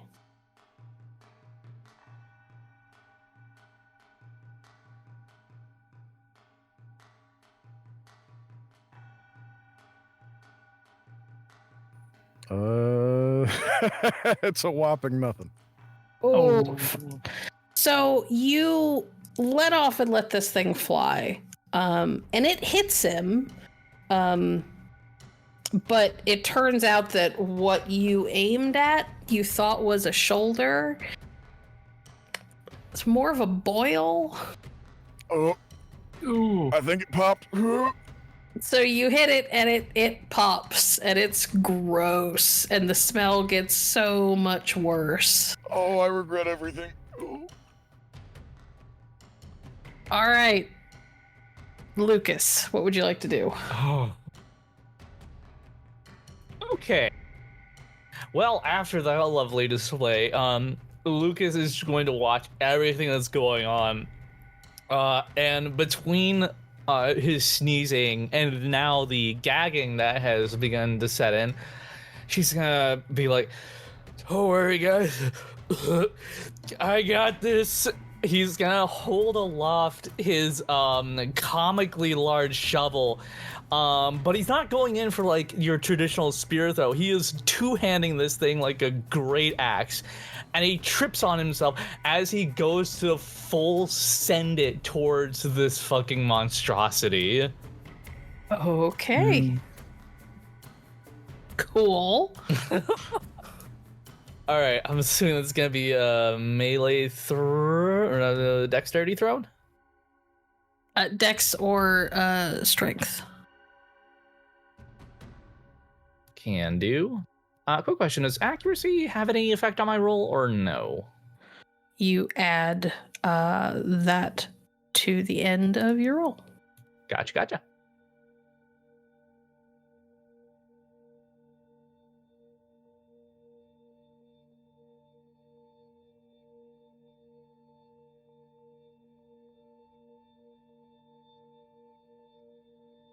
Okay. How many epics do you have? I have 2 epics. So that's 5 total. Not bad. And Versus his DV, so that you have 2. So you're gonna roll your damage. Do.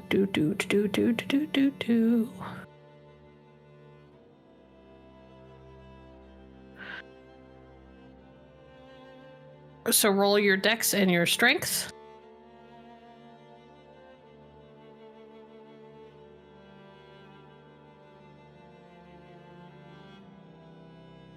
Oh, and you have extra dice. You have two extra dice. Oh, okay, good. My might bad. help. Apologies. It's been a hot minute since I've run combat in the system. Last time I did this was the last time we played. Last time we did a lot of jeez, you avoiding are- combat. No. Oh boy. Yeah, that's not good. No. Okay, what's the accuracy on your weapon? 7. Cool. I hope that helps. Your accuracy on your weapon is 7? Let me double check. I think that might be like what the total for rolling is supposed to be for it.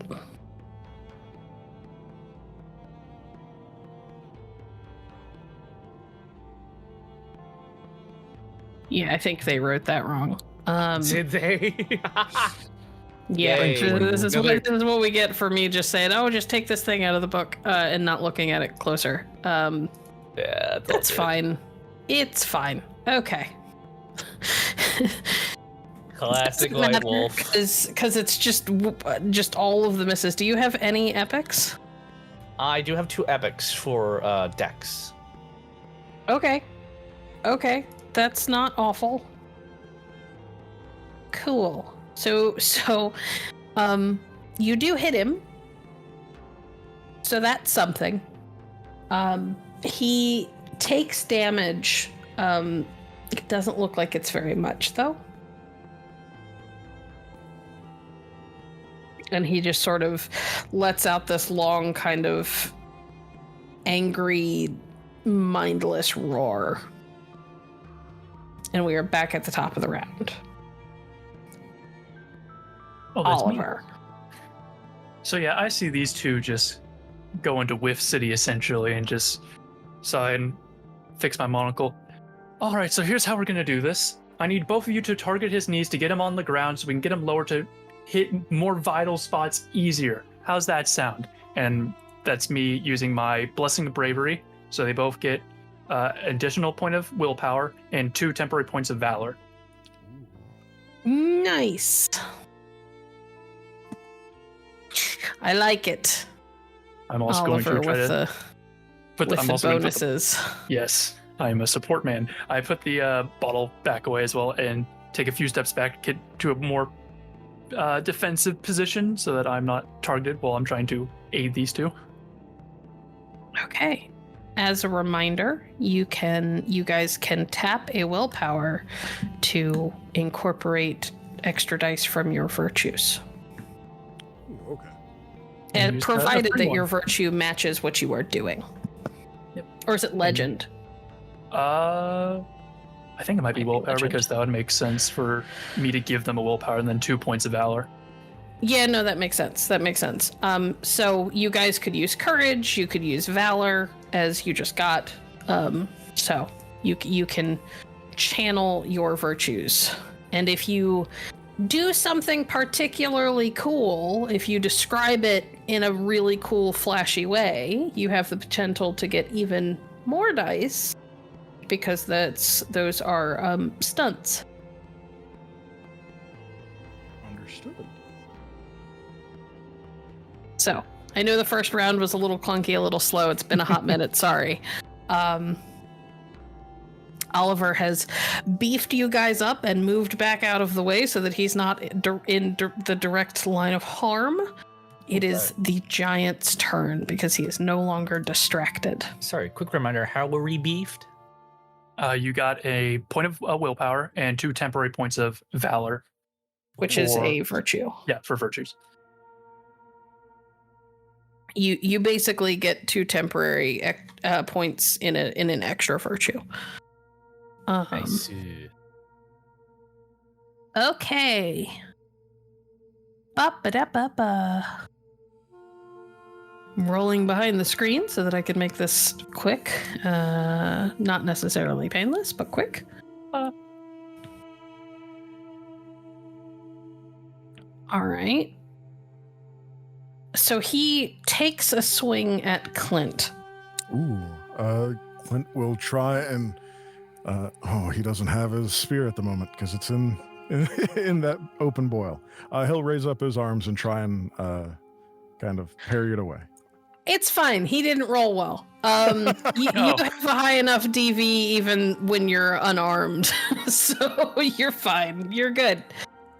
Awesome. But he takes a swing at you, and you sort of like put your arms up and lean back at the same time, and for just a moment, Clint is weirdly graceful for such a big man.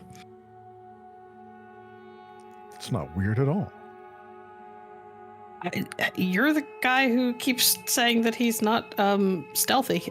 Well, he's not stealthy. He's just, he's big and beefy, but graceful in a different way, as he puts on display, hopefully soon. Hopefully. Hopefully. Okay. That means it is Clint's turn. Here we go. Here's where that hope comes in. Clint's gonna will that spear back into his hand. That way, since we're in point blank range, he's going to focus the point and use it as a hasta rather than a spear or a throwing weapon. And he's going to go after the knee, just as Oliver instructed. Okay, trusting in the smart guy. I like it. Yep, he follows directions real well. So Clint kind of lowers himself and jabs right at the joint where he assumes the knee is, but he's not sure because it is a femoral. And let's Would see. you like to channel a virtue? I certainly would. I will be channeling courage. Hey, spend a willpower and mark off one of your courage dice. Roger Dodger. All right, I've got that updated. So it's I get to use all of the points of courage or just one? All of them. Okay, cool. It's just adds that quite a next bit. time you try to do this, you will be down by 1. Gotcha. That makes sense. Okay. So that's that, and then we add that, and then accuracy is also added. All right, this should be pretty good. Holy shit. Let's see. That's 2, 3, 4, 5 plus what? If it's epic dex and epic strength together, that'd be just a +1. Well, this is your to hit. Oh, if it's to hit, then it's both of them, right? It's 2. Okay. All right. Here we go. Now, Jesus. I need you to roll your damage. This is a hasta, so you have +3, And it's a and this lethal. is lethal. So roll your damage with +3 added to it. All right. So it's what is the additional for the damage? Because of the successes, if any. Yeah, I just had it in my brain. Hold on. Sorry. No problem. It was there. Scheming. His DV is really low. How much did you have total? I think like 7. Yeah, it was 7. 4. All right, so 40 10. Got it. On top of the damage from the weapon, and then And your hold on. an epic dex and strength, right? Damage bonuses from the weapon, plus either Oh. dex and strength. Yeah, plus dex and strength. I need to add more then. Okay. And then the +4.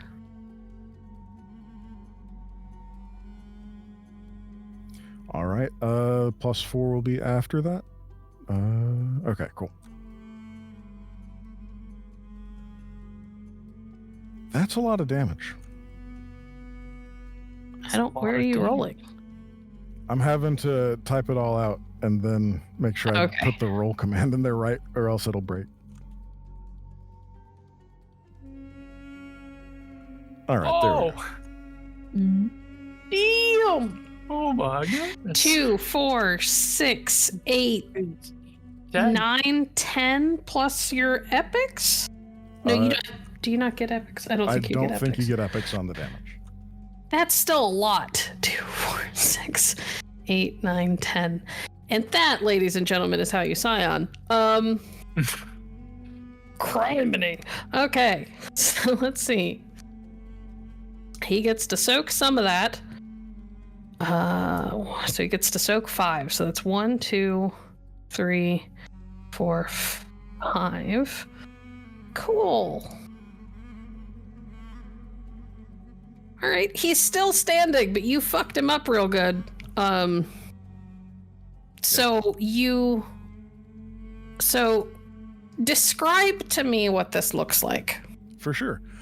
Clint, having some amount of experience and training with the various forms his weapon can take, kind of brings himself down low, surprisingly cat-like, aims his spear upwards, and then leaps with it in his hand so that he can put his full force behind it as soon as he connects with a joint. Kind of hangs there for a second, wiggles it in the air, pulls it free, and lands back down at the feet. All right. So you nail him in the knee, and he lets out a howl as this earthly noise. It's loud. You never knew that a noise could have a smell. And he sort of topples on that one knee and falls. Landing pretty hard on it as you take it out from under him. Great job, Clint. Lucas, get the other. All right, Lucas. All right. Thanks, boss. Am I able to recall my shovel right away, or is that going to be a separate thing on another turn? You can recall it. It's fine. It's not that far away. So the shovel comes flying back to him, the shaft reaching in his hand, and he is going to go for another wild swing and throw it towards the other joint. All right, go for it. We're gonna hit this time around. I will give you 2 extra dice for for this being a pretty fucking cool stunt that you were playing off of. And if you would like to channel a virtue, you can, but you have to spend willpower to do so. You know what? I will actually. Go ahead and mark Got that this. off. Can do it. Do I need to pick the virtue ahead of time, or? Yes, it has to work with what you're trying to do. So courage, valor, that sort of thing. You know what? I will go ahead and use my temporary valor as you kind of see this wild swing turn into something that's more practiced, prideful, dancing through the air as he's prepping his swing before he finally goes for a graceful throw, charging towards the enemy all the while. Okay.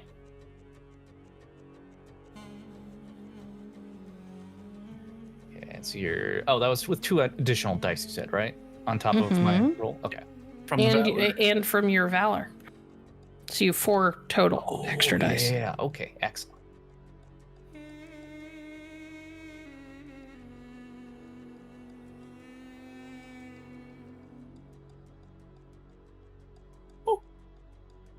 One, 3, I think it's 5 4, plus 3 epics. 5. How many epics? 2 epics. Ooh, nice. 7. Pretty damn good, babe. Ooh. All right. So that leaves you with 4 extra. So you're going to roll your... this is a melee attack, yes? Thrown. Thrown. So roll your dex plus your strength plus your accuracy, which I'm telling you, just roll your 7 plus 4. Let's just do that, because I'm pretty sure that's how that math works out. And I will look at it between sessions and figure out I'm sorry, what White Wolf fucked up in the book. 7 additional dice? 7 dice plus 4. Okay, strength, dex, accuracy. No, you damage. We're doing damage now. What? Sorry, go ahead and walk me through that one more time. My brain's fizzling. So it's strength, dex, and then the damage value, and then the additional 4d10 from going over the... So you should be rolling 5 for strength and dex, 5 total between the 2 of them, plus 5 for your damage. That's on your weapon. Plus 4. So 14 dice total. That's really good. Nice. Oh, Damn! Holy shit. 2, 4. I got 9. I think that's 9, yeah. It's very Goodness. good. Let me. Yeah. 9. Damn.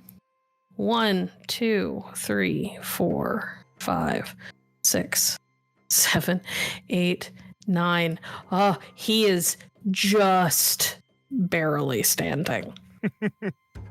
just barely. Like you take out that second knee, and he falls to it. It crumples under him just the way that the first one did. And he's on hands and knees, and his head comes up and looks at Oliver, and he snarls. Oliver, this guy's got nothing left in the tank, and you can tell. Yeah, I'm gonna his gaze just shrug, look at Clint, just chop the head off, and I'm going to use War Master's Sight to do a command roll, but spend let's go 2 points of legends to increase that pool by that much. Okay. What does War Master Sight do? It basically, whenever I do a combat-oriented command roll, I can spend a number of points of legend up to my legend score to increase the pool by that much. Okay, but what are you trying to do for Clint, is what I'm asking. Like, you're giving him an order, sure, but are you trying to, like, give him bonuses? What are you trying to do? Yeah, that's what was the idea for the command roll. Give him a bonus to go for the head. All right, cool. Make the roll. Alrighty. So am I rolling just raw command, or am I adding an attribute to it? Oh, I'm sorry. It would help if I told you what to roll, wouldn't it? Yeah, we're gonna make that. Let's make it intelligence and command. Ooh, I like that.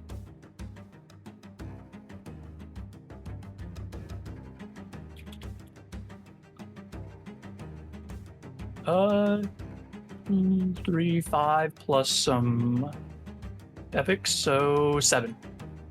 Nice. Oh, very good. All right. Clint, you get an additional 3 dice on your next roll. I will happily take that. Thank you. Finish him.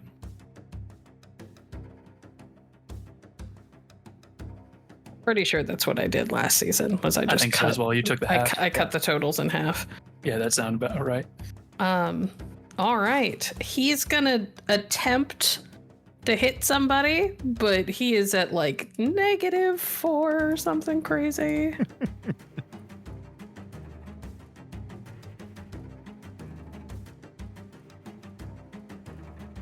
Okay.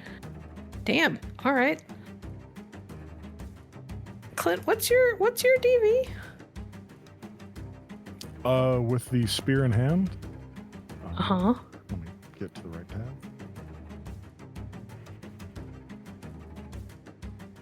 tab. Parry DV with a melee weapon in hand would be 5 DV.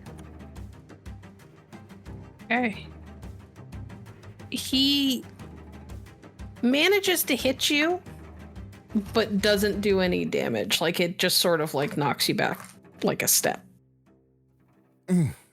He sort of swings at you and catches you broadside across the chest, and you step back a little bit. You're more worried about the fact that your shirt may smell now. Gross. Good thing I suggested a change of clothes. All right. I believe that makes it your turn.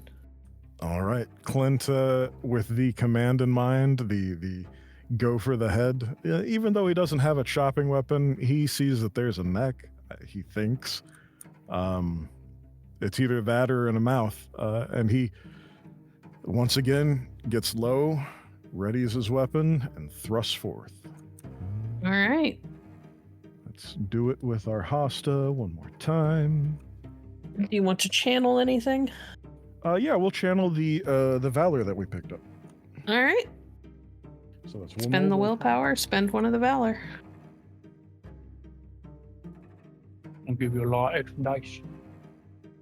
Yeah, there's quite a bit. All right, so that's 5 extra total. Yep, 2 from the Valor, 3 from the Command. Mm-hmm.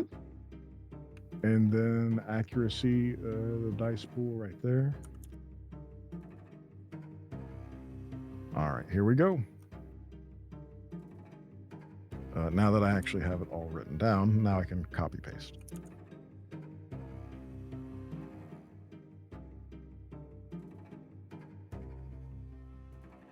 2, Oh, 3, holy 4, shit. 5, 6, 7 successes. Yeah, I'm not gonna make you roll damage. That's the third Alright. 7th success in a row for the hit. So, Yep. so Clint kind of bends his knees slightly after getting hit, and squares his shoulders and brings his hasta up, and then brings it up and over, and it's this incredibly graceful and slightly terrifying arc because Lucas is standing right there, and if Clint didn't aim carefully, there's every chance that this could hit Lucas as easily as it could hit this giant because of how big the target that he has to hit is. And he has to hit it at just the right angle. And Oliver, it's a thing of fucking beauty when this thing buries in this giant's neck and passes clean through it like a hot knife through butter. Oh. And the whole body topples forward, and it's so heavy, and it hits the ground so hard that the ground shakes beneath your feet. And the head rolls a couple of feet and lands at Oliver's feet, eyes glassy and blank, staring up at you. And that, gentlemen, is where we are going to stop for the evening. Fucking A. Yeah. Yeah. Thank you for joining us, everybody. We hope you enjoyed it as much as we have.